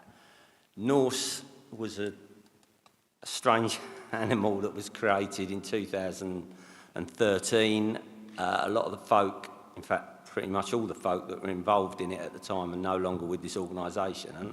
And I would say that contract, the focus was on creating this partnership and the contractual terms just weren't strong enough. Now, what's happened is we've taken this opportunity at the end of the 10 years to review that, and we've got a monitoring officer who is a lawyer and has been crawling all over this, and he wants to make changes to that contract that are causing the NCS, the parent company, a lot of angst, and that it's got mired in the legal conversations about the changes that the monitoring officer wants to make to the contract. That's essentially what's happened. In the meantime, we're trying to work on the SLAs, and that's a different conversation that's taking place between the client officers and the joint venture itself, the company itself. The conversation around the legal terms is between the monitoring officer and the parent company, NCS. They're kind of intertwined, and neither of them are happening quick enough. But what I would say, you're right to express it as a risk. CIPFA picks it up as a risk. The fact that we're operating £26 million worth of contracts, services without a contract.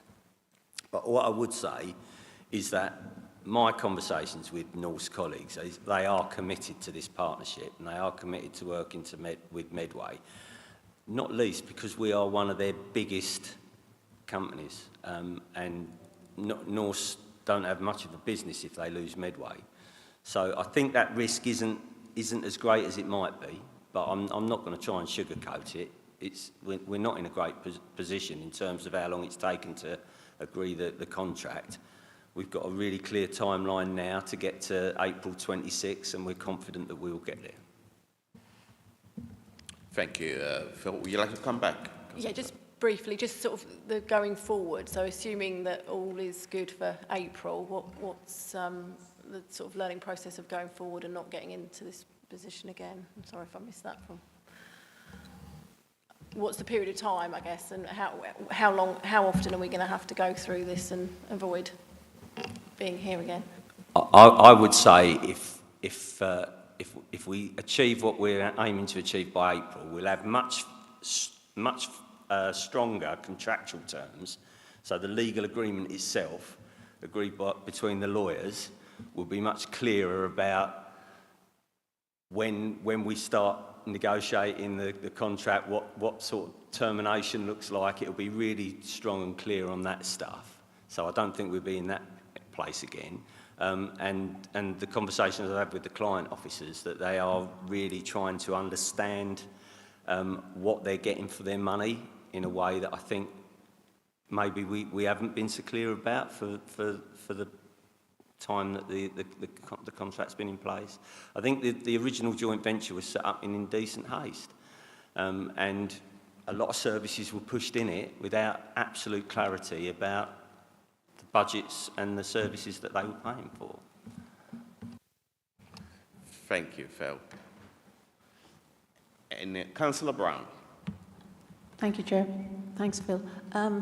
It is helpful to have a little bit of a recollection on this.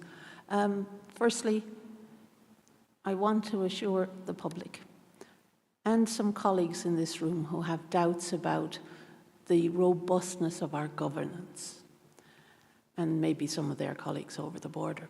The thing is here in Medway, and Phil did say it, this organisation, for all the faults around some contracts, is transparent, and we do take the money seriously. The other thing I wanted to say positively about this report is that Councillor Perfect did take part in it, and I took part in it, and many officers took part in it. So this was thoroughly investigated. Okay, it may have been a long time in coming back to us, but be assured that in the meantime, people have not been sitting on their hands, particularly colleagues in audit, and Councillor Hackwell, you know that when we look at something, and we have talked about the CIPFA involvement, and I'm very proud of the fact that we have these robust and honest conversations, and we don't play party politics about it. We get on with running the business of representing our residents.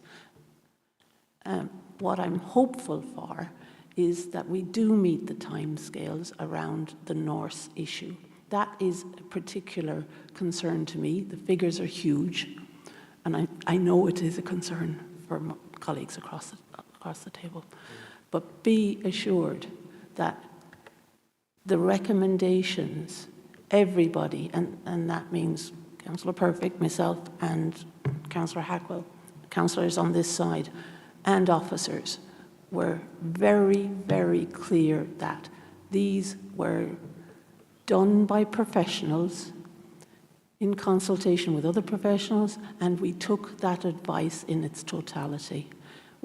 We may be a little bit slow in introducing some of them, for, as Phil rightly explains, we did have a bit of a drains up on the legal side of things, and I think that in my day job sometimes causes a bit of a slowing down of things. But the one other thing that I think we should also acknowledge is that we actually reviewed our purchasing policy, our procurement policy, and we made that a bit clearer, and I think that will help officers make the reports that are needed, because our monitoring timetable is tighter going back to Cabinet, and within the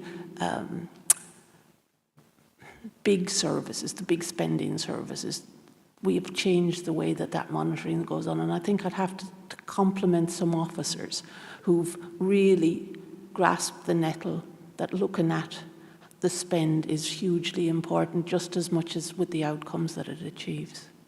I'm sorry if that sounds a little bit of a rant, but I did want to explain to the public and to people who might doubt our ability to hold ourselves to account and to do the assurance job that we do, that we are actually committed to that. Thank you.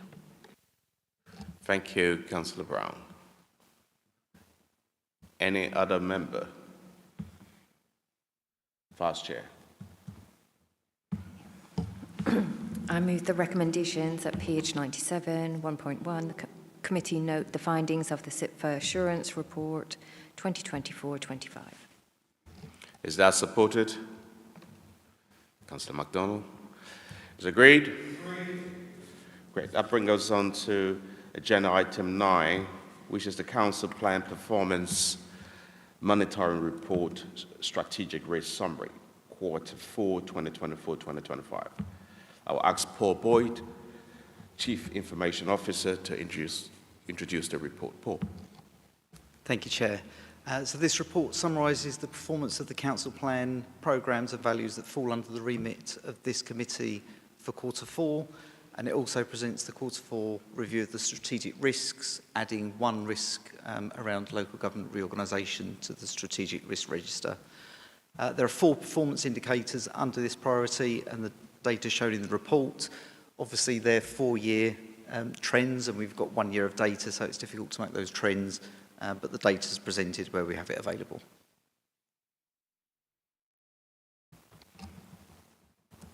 Thank you.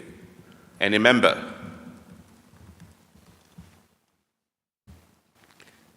Councillor Hackwell. Thank you, Chair, and thank you for the report. It's quite an interesting report to read, the end of year summary. And you know, there's some good news in it. You know, we pulled back the sort of the overspend quite significantly from what we were expecting in round 3, so that's some good news. We've still got a problem with obviously children's and adults, with nearly 10 million overspending that. Is that the wrong one? Capital. Councillor Howell. Oh, sorry, I'm on the wrong report. Yeah. Never mind. Council Plan and Monitoring. No, I don't want to do that.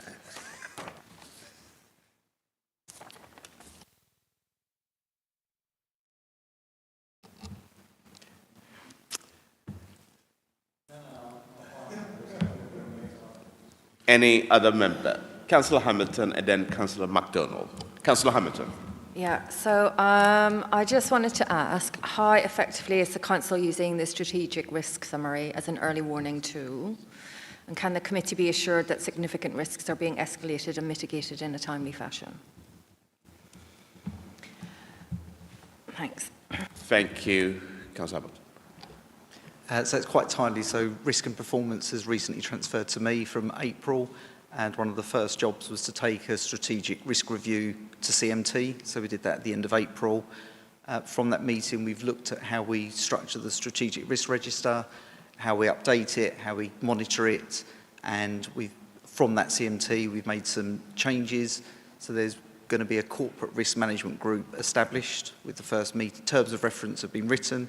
And the first meeting has been booked in for August, and then leading up to that first meeting, we're reviewing the risks, making sure they tie in with our risk strategy, and then raise them at CMT where appropriate for the escalation and de-escalation of risks. And it becomes no surprise we'll be trying to do that in SharePoint using Power BI to present information to make it much easier to update and have a single version of the truth for all of the services to feed into. Thank you, Paul. Councillor MacDonald. Thank you, Chair. Paul, I don't want you're going to be mortified what I'm going to say, because this is, you know, I think all the reports are really good, and you feel, so you're going to look at me as well. I think they're really good, and those of us that have been here quite some time understand them quite well. But I'm actually going to defend Councillor Lammas at Hask the other evening, because he actually brought up a good point, and I know it's going to be fed back to you, because a few other members, Councillor Finch was on there as well, a few other members brought up the same issue about reading these. I know it's your own system and it goes in and it's done. I mean, not just yours, I'm talking about the council.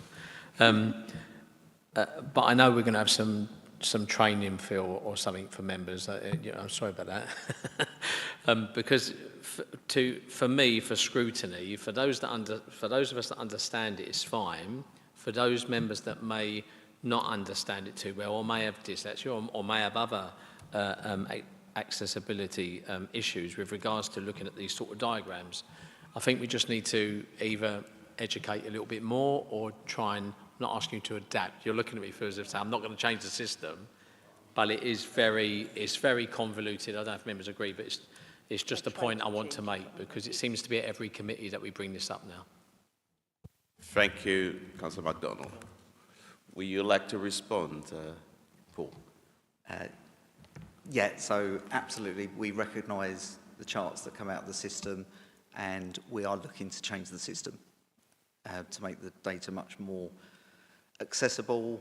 We want to move towards Power BI dashboards throughout the year. So this was the Q4 for last year, so we didn't want to change it right in the middle. We're currently going out for Q1, and we are actually looking at where we can gradually iterate through the year, where we move to a fully Power BI. I'd love to give you all dashboards that you can interrogate, but that's where we want to get to. Absolutely, I agree. Perfect. You want to come in before Phil? Yeah, sorry, thank you. I was just going to come in to second everything that Councillor MacDonald said, because I think actually I was at Children's last week, I think it was, or the week before, and I watched Task, and I've been to this one, and I watched Regen as well. Yeah, pretty sad. And actually this is a consistent theme, and I think also the issue is about members understanding. For example, at Children's, there was a long discussion around a number of the metrics that were sort of longer term and very partner driven, and were longer term objectives. And I think part of the issue currently, Paul, with this, the way this is presented, is it's not necessarily, whilst we've got the sort of target years and we've got charts going back and forth, it's also very difficult quarter to quarter to come into this and understand what some of this is tied to. And I think then the sort of appendices that are attached to all of these, which are loads of charts, aren't necessarily in the minds of members, because obviously most members' understanding of this comes from the one Medway Council plan, which is driving all these metrics. And I think people that are looking at this all the time, like Councillor MacDonald and myself, understand where all of this is going and what we're trying to do. But I think the issue is also that it varies different, and I've seen a few of these for all of the committees for this last report.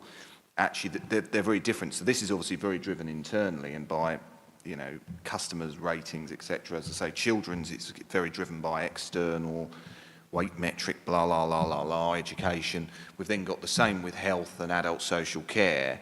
And then it's then also tying any of this back, I think, to members in a simple way that then understands whether or not we're on track to the overall strategy, because that's what we're really, the committee should be generally looking for, is seeing, is the department going in the right direction against the plan that was agreed by full council? That's effectively the purpose of this.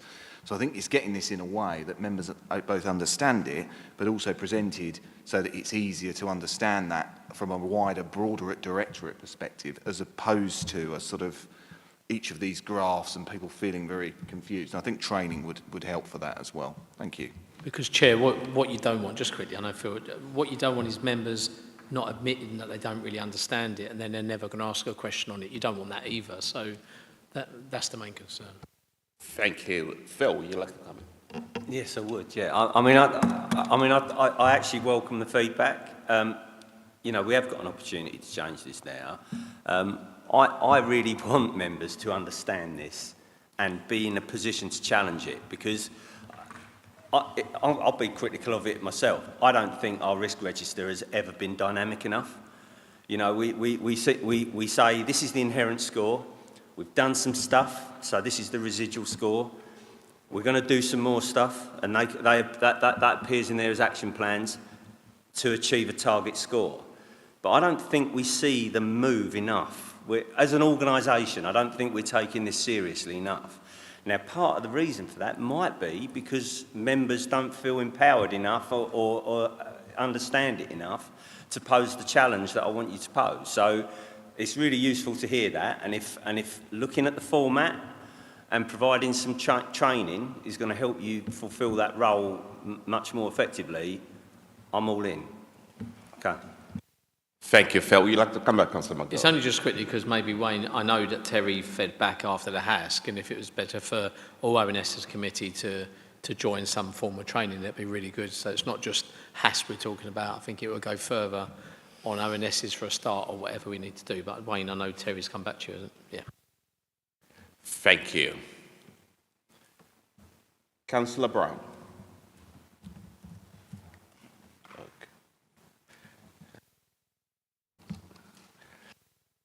Any other member? Councillor Perfect.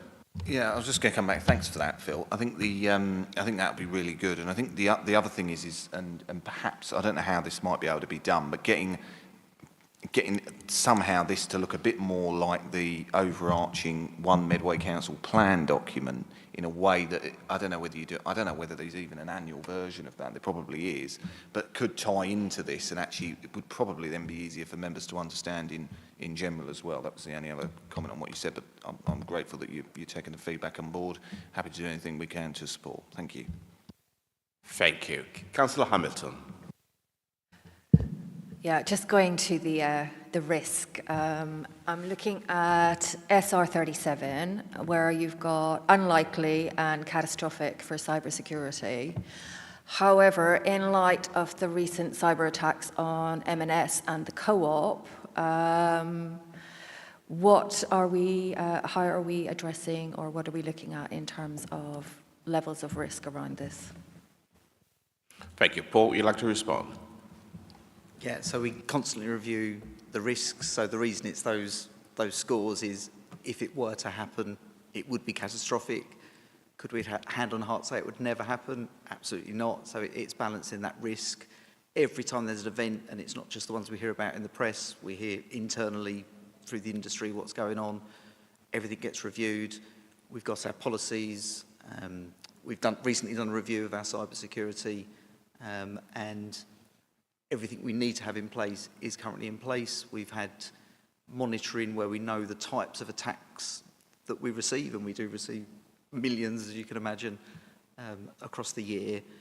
So can never say never, but every time something happens, an investigation is circulated, similar to like an air crash or an air disaster. We get those internal reports of what happened, how it happened, and we can check and make sure that we're mitigated against that. And the M&S one particularly, we are. Thank you, Paul. So can I just have a follow? So do you feel that we are in a good place to be able to rebuff potential cyber attacks at the moment? It's a managed risk at the moment, yeah. Thank you. Councillor Brown, did you want to come in? I think it might have been a legacy, but sorry about that. Thank you. Any other member? Vice Chair. Okay. I move the recommendation at page 145. 1.1, the committee is asked to consider the Q4 2024-25 progress of the performance indicators used to monitor progress of the Council's priorities, as set out in Appendix 1 to the report. 1.2, the committee is asked to note the strategic risk summary as set out in Appendix 2 to the report. And an action point, which is for member training to be organised on performance and risk. Thank you. Is that supported? Councillor Modu. Is that agreed? That brings us on to agenda item 10, the Capital Revenue Outturn and Annual Debt Write-Off Report. I'll ask Dave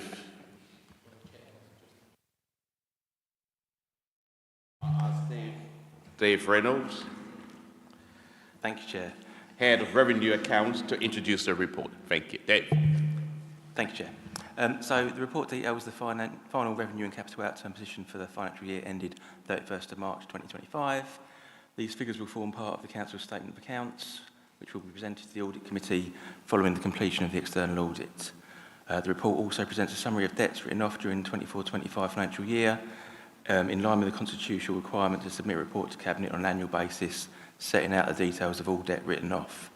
The report also sets out a number of proposed changes to the use of capital receipts and changes to the capital programme subject to council approval. The end-of-year financial position was a revenue overspend of £5.5 million, which will be funded by the use of additional exceptional financial supports, which takes the total amount of EFS to £20.2 million for 24-25. General reserves remain at £10.065 million at the end of the financial year, which is just above the minimum level set of £10 million set by the Chief Operating Officer. In terms of debt written off, just over £3.6 million was written off. This represents less than 1% of the overall debt raised during the year, related to debts which have been accrued over a number of years. That percentage of debt written off compares to debt raised is consistent with previous years. Happy to take further questions, as is Phil. Thank you. Thank you, Dave. Councillor Hackwell.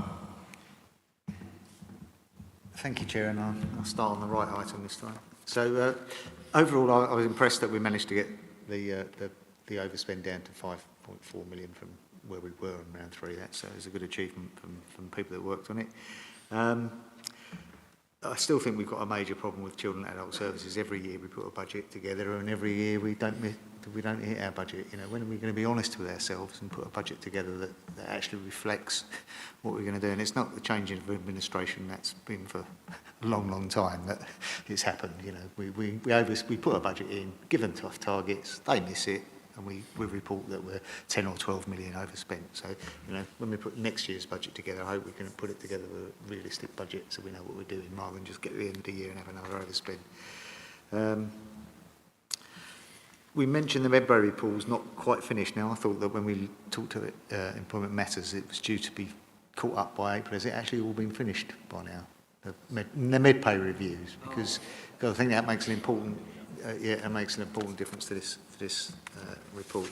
I haven't really got much to say on the capital. Just a few questions then. We mentioned the dedicated schools grant still being in deficit of 16.38 million. Is that going to just stay like that, or are we going to achieve anything about it, or are we are we doing anything about the DSG basically? Because if you read the report, it looks like we've got a lot of debt in there and we're not doing a lot about it, which is probably good. Apart from the 42 million capital investment in homelessness, what other short-term things are we doing? Because homelessness is a big issue. What are we doing differently apart from the 42 million capital investment that we agreed January 2024? So we are always, you know, we still haven't spent much of it already. So debt collection, you mentioned debt collection. It has gone up quite a lot, and we say most of it is in PC, or a lot of it is in PCNs. What are we doing differently to recover most of the PCNs? Because I guess they were mostly written valid, they weren't appealed correctly, otherwise there wouldn't be a debt. So, you know, there must be those people out there laughing at us that think they can just throw them away for £1.2 million of council money being not collected. So I'd like to know a bit more about PCNs.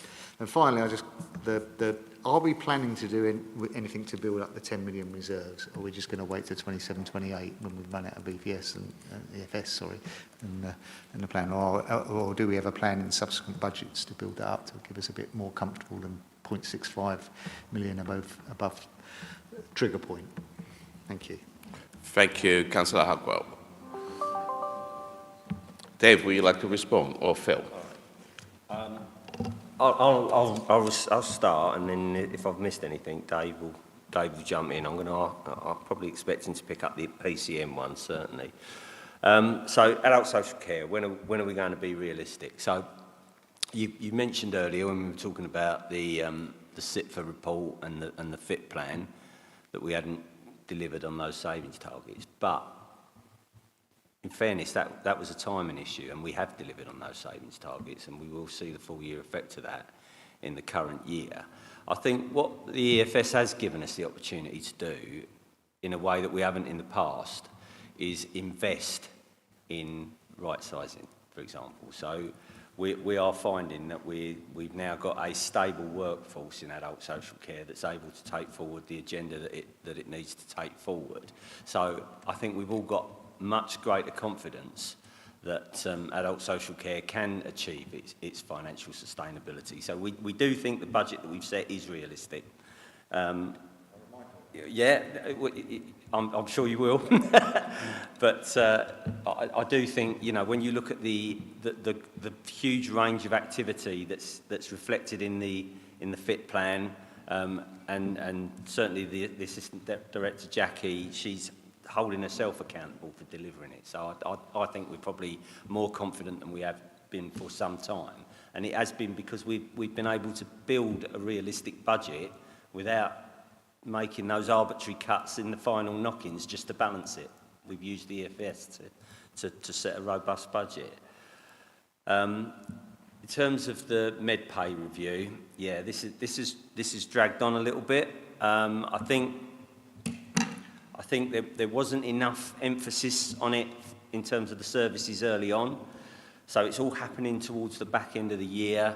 And in terms of the services, that's fine. They've prioritised it and they're getting the career frameworks and what have you pulled together. But the team in HR that's then got to process all of that and do the QA and is getting it all at once.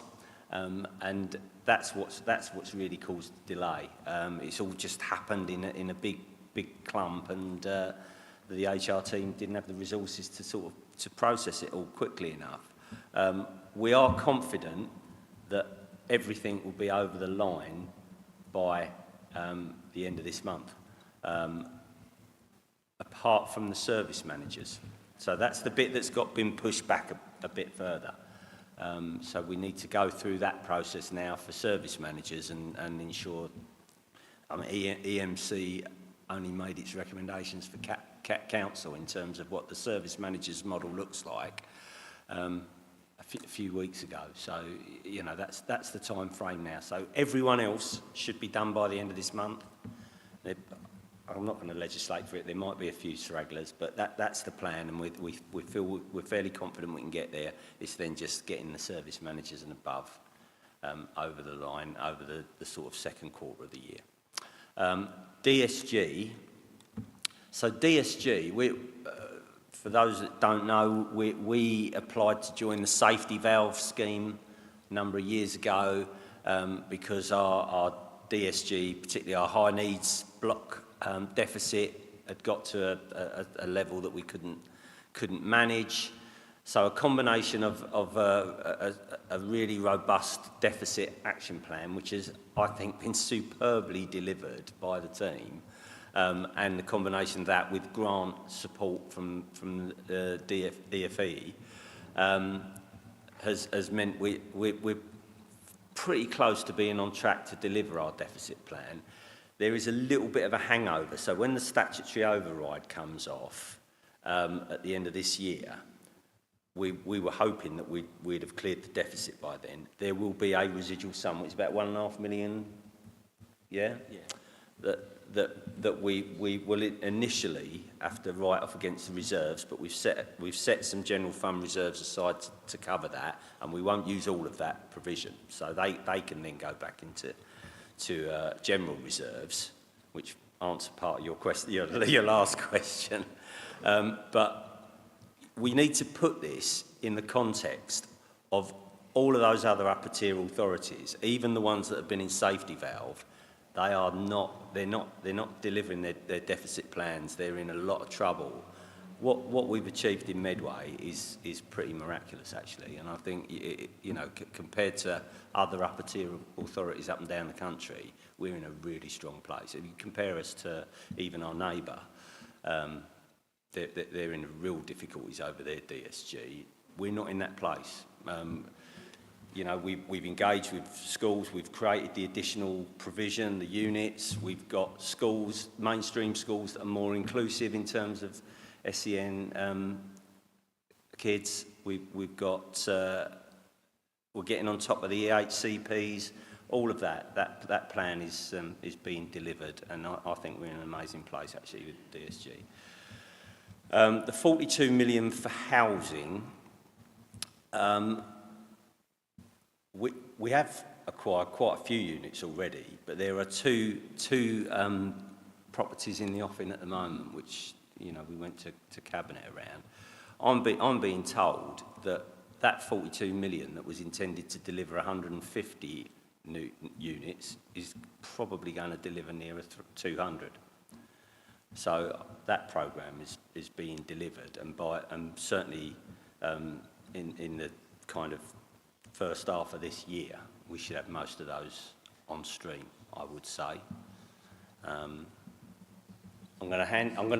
deal with the reserves question, and then I'll let Dave deal with the PCN and pick up anything that I've missed from my answers. In terms of the reserve strategy, so we refer in the report to the £10 million minimum limit that I set. Now, I set that because it was achievable, not because that's where I want us to be. 10 million of general reserves is not a place to be. But when I became CFO, we were down at 5. We got up to quite a good place at a few years ago. But then, obviously, with what's going on, they've been eroded again. I would target 5% of the budget requirement as a reasonable level. Having spoken to other local authorities, looked at what good looks like, I think 5% is something that we need to be aspiring to. And as part of our medium-term financial outlook that we'll report to Cabinet in September, there will be a reserve strategy writ large in that, which will hope to plot a path to get into that level of reserves. And I'm going to hand over to Dave to talk about PCNs. I mean, I'm not an expert on PCNs. I don't think you expect I am. I mean, look, I looked at that table earlier today, and I kind of had the same kind of reaction as to kind of why they had increased so much, especially as it kind of doesn't seem to include some of the moving traffic offence kind of things, which might account for a large increase in year. I think it's one we will need to take away and kind of come back to you on. But you're right, it does, especially the value that has been written off, that is quite significant, isn't it? So I think it does warrant some further investigation and some response. And in terms of other bits, the only thing probably around the statutory override is we still haven't had kind of confirmation of if it will continue. In the kind of the Chancellor's statement last week, there was kind of murmurings that there will be an announcement coming, so that will be hopefully extended, although we obviously, as Phil said, are aiming to do our best to kind of get back within the kind of our kind of available resources by the end of this financial year. So. Thank you, Phil and Dave. Councillor Perfect. Yeah, thank you, Chair. And my question, and thank you, Phil and David, for the comments so far. I mean, my question was actually also about the statutory override question. I mean, ironically, I was at a meeting most of today. I sit on the LGA's Children and Young People Board, and actually a large part of the conversation today was actually about the statutory override and the conversations around it, because I think being modest, there's going to be a number of councils that are going to go bust if the Chancellor takes a decision that by March 26, which is currently the intention. I think it's a really significant problem, and I think the government's wider long-term objectives around SEND reform are very important. I think we can see from this budget in terms of the overspends around school transport, etc., that the wider SEND piece and the SEND strategy that the government are saying that they're going to be working on and releasing, I think is going to be absolutely critical. Obviously, we've got you've referenced just firstly on the DSG just around the safety valve improvement plan. And I agree with you. I think Celia and the team are doing an exceptional job, and under quite difficult pressure and pushback from schools. I mean, I see some of it in my inbox. I'm sure a lot of colleagues do. What the council has done, I think, yes, upsets some people, but you are right. It's the right thing to do in terms of getting us back onto the sort of financial track in terms of the safety valve as it comes off. I'm just interested, obviously it's worsened as you sort of referenced, so I just wanted to get into that a little bit. So are we saying that we're confident that the £702,000 from the previous financial year, we're confident that we can deliver that as an additional set of savings on top of the budget this year? I can't remember if it was in the budget or not. So just welcome a bit of information on that further. And then just coming back to that statutory override point. So obviously you're confident, Phil, that we've accounted for that and that that there won't be any significant adverse variance from what you've just sort of said in terms of the overall position that the council's got, and that we've earmarked funds ready to cover that, because obviously I'm just confident, obviously cognizant of the overall budgetary position and the fact that obviously coming back to the overall piece around the budget, we've obviously had to go in for significantly more exceptional financial support than we did originally intended in the Leader and Chief Executive's original letter sent at the beginning of the financial year in the budget build last year to produce the budget. And just finally on that, in terms of the exceptional financial support for this year's budget, are we more confident that that budget is, coming back to a bit what Councillor Hack was saying, is sustainable and deliverable, and we're confident in terms of the savings that Jackie and her team are delivering in adult social care will mean that actually we won't necessarily have to apply for any further exceptional financial support on top of what we have for 25, 26 already secured. Sorry, I appreciate that was in a bit of a strange order, but thank you. Thank you, Councillor Perfect. We'd like to go first, Phil. Yes.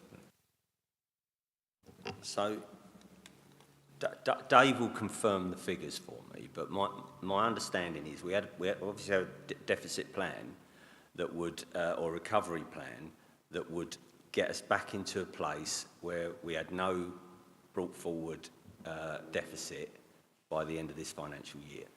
The latest monitoring suggests that we're not in that place. I think it's about 1.5, 2 million, is it? We're still in the kind of first round of work. We haven't got We don't know, yeah. Okay. It's there or thereabouts. But one of the conditions of us joining Safety Valve was that we set aside general fund reserves. So when we talk about my £10 million minimum balance, that's not including the 3 million that I've set aside as earmarked reserves in case we didn't deliver on our Safety Valve aspirations. So whatever the figure is, and it's certainly not 3 million or above, it's in the kind of realms of, at this stage, unless someone tells me something when we get round one figures off the stocks, we've got enough in that general reserve to cover it if we need to. But what I will say is that service is absolutely targeting, and the Assistant Director get into balance. So irrespective of what happens to the statutory override, we're in a good place. Now, we are already in a place, because we wouldn't have cleared the cumulative deficit if we're not, where we are spending less than our annual funding on the high needs block. Now, that's a place that most other upper tier authorities are not in. So, you know, that's where we are with the statutory override. Sorry, remind me what the other question was again? It was just about exceptional financial support, both this for the previous year's budget and for this year's budget, just in terms of if we're more confident in this year's application. Obviously, and coming back to an earlier point, obviously one of the reasons why a certain borough in London has ended up with commissioners being sent in is that obviously they went in for exceptional financial support, said they needed, of 136 million, said that they needed, I can't remember off the top of my head, but there was about 23 million they wanted as almost like a sort of fund unallocated. So I was just interested in terms of our conversation this year with MHCLG to elaborate, just in terms of are we confident in what we're allocating that for, that at the end of the year we won't need to apply for more on top of what we've already got, if that makes sense, just in the context of the previous year's outturn. Thank you. So, in Appendix 9 to the budget report in February, we presented our 3-year projections.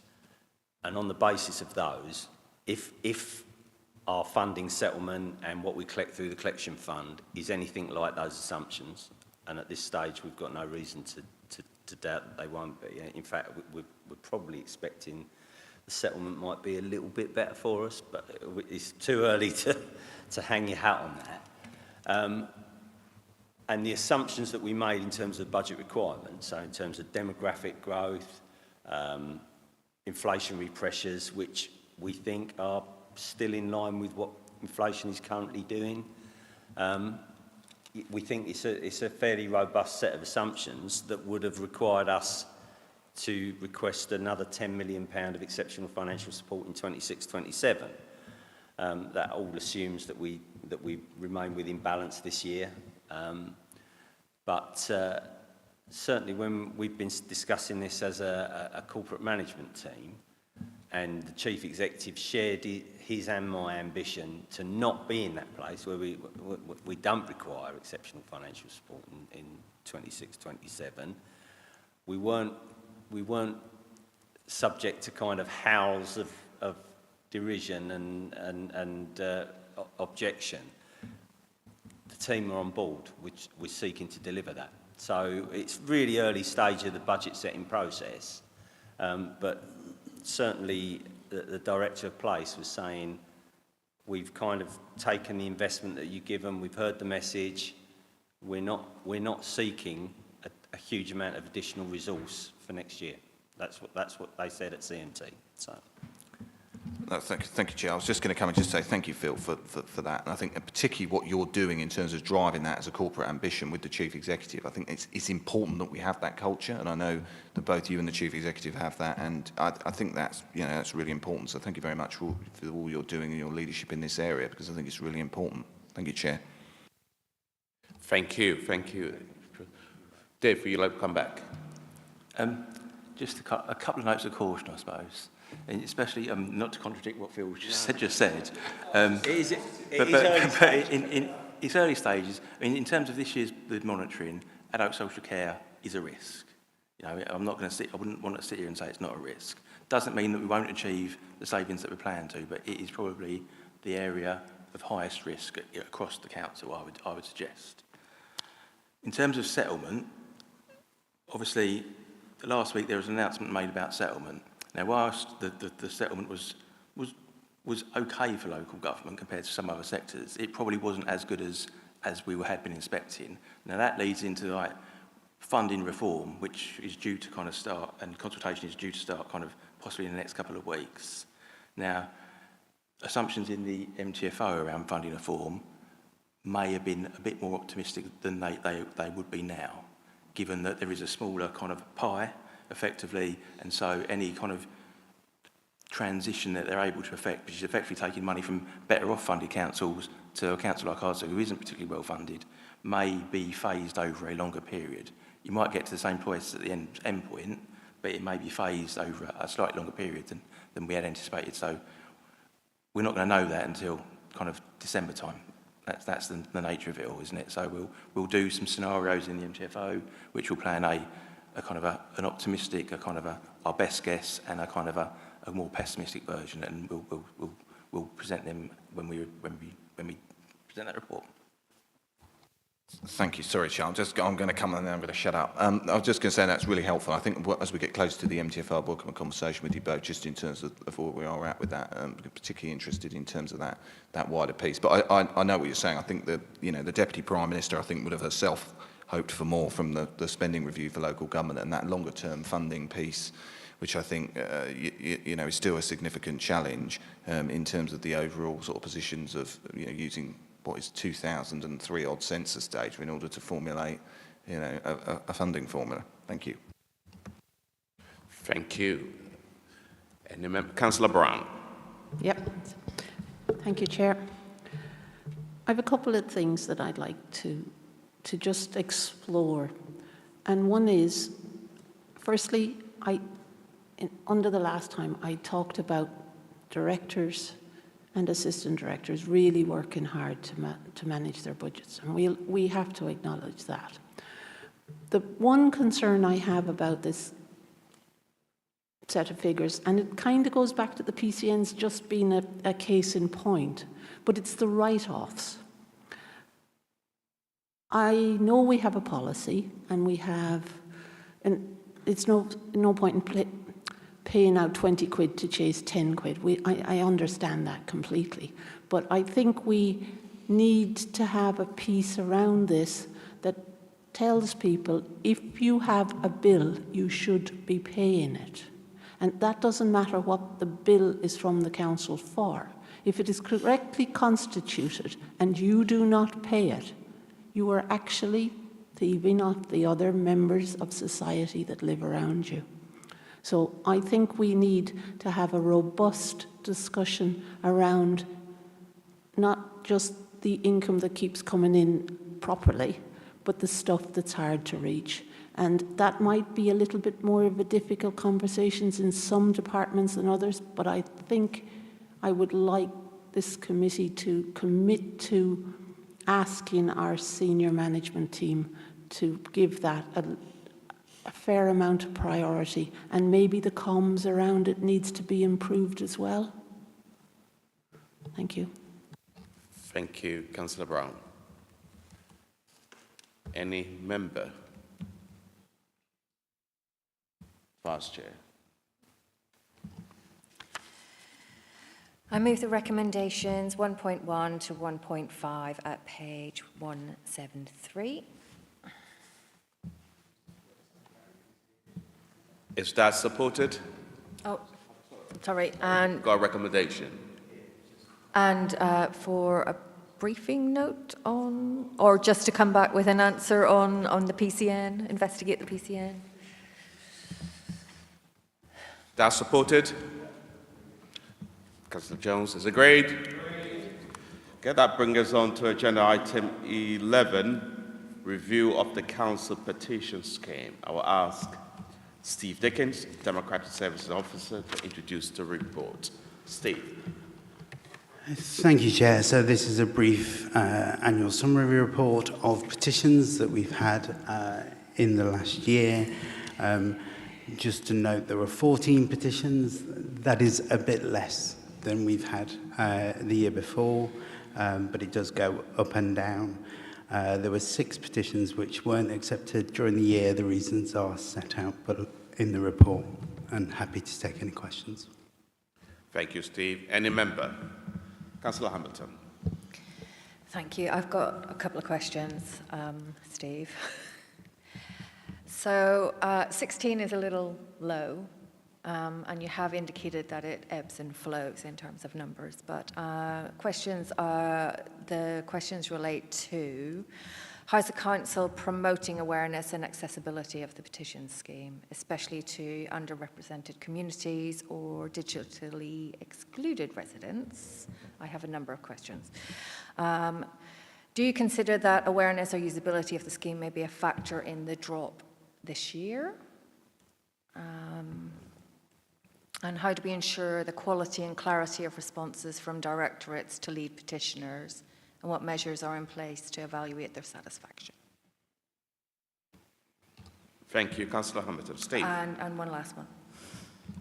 What are the this is a little left field, but what are the risks from AI to our current petition scheme? Thank you, Councillor Hamilton. Steve, you'd like to respond? In terms of the ebbs and flows, I would say part of that is actually the work of the council. So the council will discuss, review, consider and implement certain policies, and some of those policies become issues within the area of concern, and obviously there's some disagreement over certain things. So that's partly why it ebbs and flows.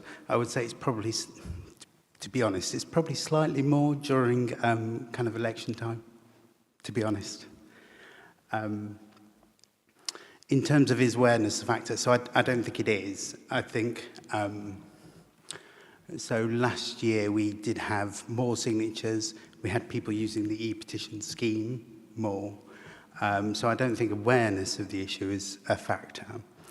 In terms of the quality and clarity of the responses, I think most petitions relate to the place team. They actually mostly relate at the moment to highways, parking issues, so speed limits, double yellow lines, that kind of thing. So we have in that team a pretty experienced team in terms of answering those questions. You will see that in the appendix that a summary of those responses is published. So I think those responses are actually pretty clear. You often get a yes, we can do that, or no, we can't, or we will investigate and we will get back to you. So I think they're pretty good, and those responses are always done within the timescale, within the time frame of 2 weeks. In terms of having underrepresented groups aware of the petition scheme, I would say, to be perfectly honest, the petition scheme is online, and I'm not aware that the council does any direct promotion of the petition scheme. If members wanted something, the council to, if members wished officers to think about that, I think we would need to go and talk to communications, I would have thought, but we would be happy to do that and see how we could promote it. Are there any risks of AI? I don't know, to be perfectly honest. I don't know if Wayne, obviously, as head of Democratic Services, would like to suggest something, but I'm not aware of it. So obviously some of our petitions are obviously hard copy, but probably more are e-petitions. So I think we would probably want to maybe have a chat with our friendly digital and ICT teams outside of this meeting. It's not something we've particularly considered until now, if I'm honest, so you've raised a really interesting point. So if we can take that away, please. Yeah. Paul, you want to interject? Yeah, I think with online services, the bigger danger is the bots and the bot farms, if ever, to generate those bots. So we can have a chat. There's mitigations we can put in place if they're not already there. I haven't started a petition, maybe I will. But yeah, we'll look at that process with them. So I can add, for our petition scheme, in terms of bots, you do need to sign up to the scheme. It will send you a registration email. You need to click on that and then go back through. So, it is, it has some kind of security to it almost. Yeah. Councillor Turpin. Thanks, Chair. I just want to check with the number of petitions that we've mentioned. I think sort of only like 2 of them had like obviously when you do a petition, because you want something, don't you? And I think only 2 of them kind of had, one had a positive outcome, the other one had sort of will review and come back. So just sort of checking, is that just the response it's had from that petition? As none of these have gone to ONS? Thanks. Steve, would you like to respond? So from the petitions this year that were held in this period, there have been no requests go to ONS. So, and I think that also speaks to the clarity and, the quality of the answer in terms of it's a full answer, because some of the requests were simply, actually, the answer was negative. The people didn't get what the petition they would have requested. We have in the past had some, obviously some issues being raised at ONS and had those discussed. But any that was held in the last year would have been a hangover from the year before in the terms of the time that it would take to get to ONS effectively. If that answers your question. Thank you, Councillor Turpin, and thank you for your response, Steve. Councillor Brake. Yeah. Thank you very much for the report, Steve, and the information that came out of it. One question I do have, and that is looking at the various petitions that have been raised, they're usually about a specific area, and as you pointed out, there's a lot of concerns over roadways, crossings, and that sort of thing.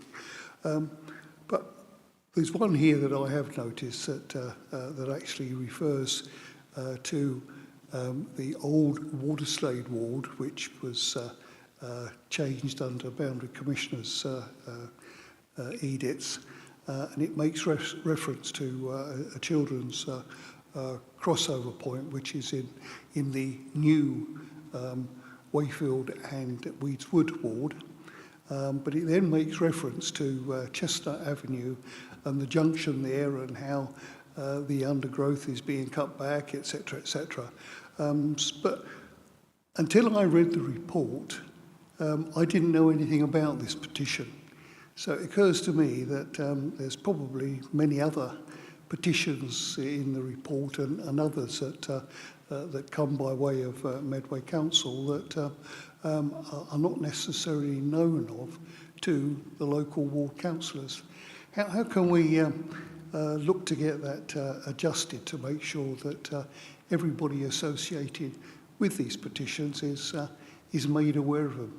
Because certainly in the one that's mentioned in the report here, I could have a significant input into one part of it. Thank you, Councillor Brake. Steve, would you like to respond? Yes, thank you. So I would say apologies, Councillor Brake.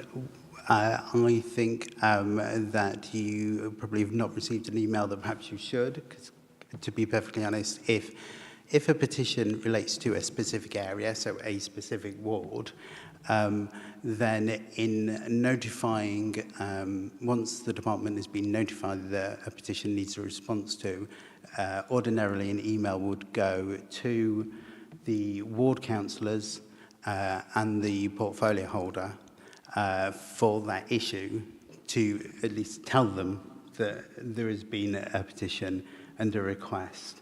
So if you haven't received notification, if you've seen an email, seen a petition here summarised that you haven't seen a notification, then I can only apologise. But what I will do is we will ensure a reminder is sent in terms of making sure that that email gets to you all in a timely way.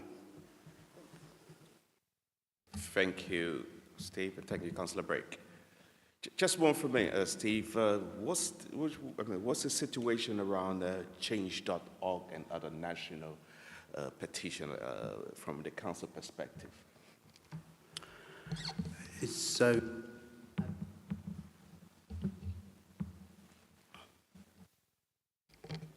sorry. So at the moment, to submit a petition to the council, we need to have a name, full address and signature, or if it's an e-petition, obviously, and effectively an e-signature through an email. Change.org aren't able to provide us with all of that information at the moment. This was considered by the council, I think, back in 2018, January 2018. So if members wish to revisit that, then it's something we could do, and we could bring that back to this committee effectively, or the council, because the petition scheme is the part of the constitution, so it would be a council decision.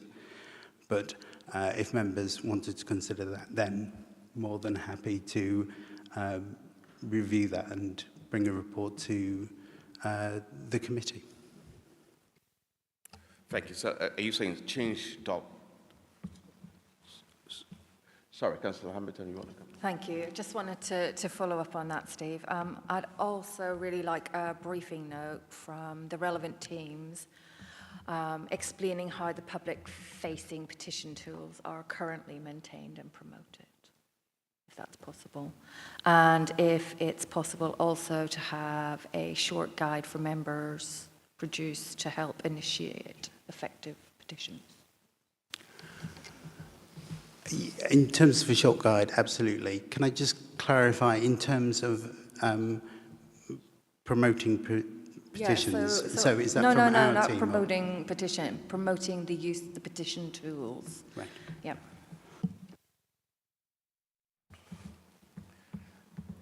Any other member? Vice Chair, I believe you got some recommendation.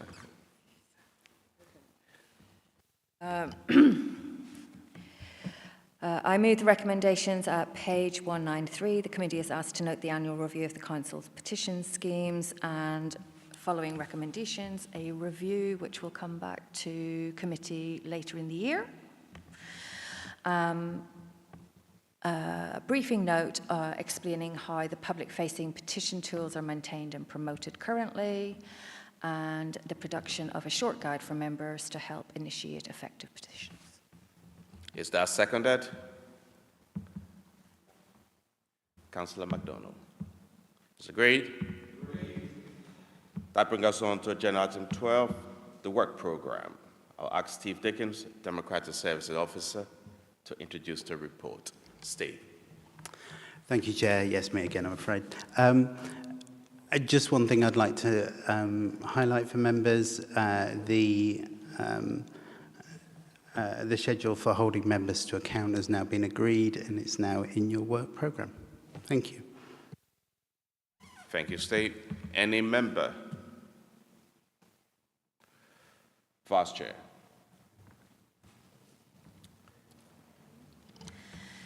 I move the recommendations at page 217.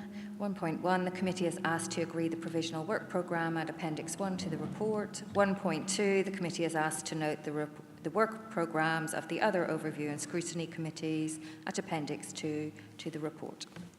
Thank you. Is that seconded? Councillor Jones, is that agreed? Thank you, officers, and thank you, members, and thank you for watching at home. Have a good night. Thank you.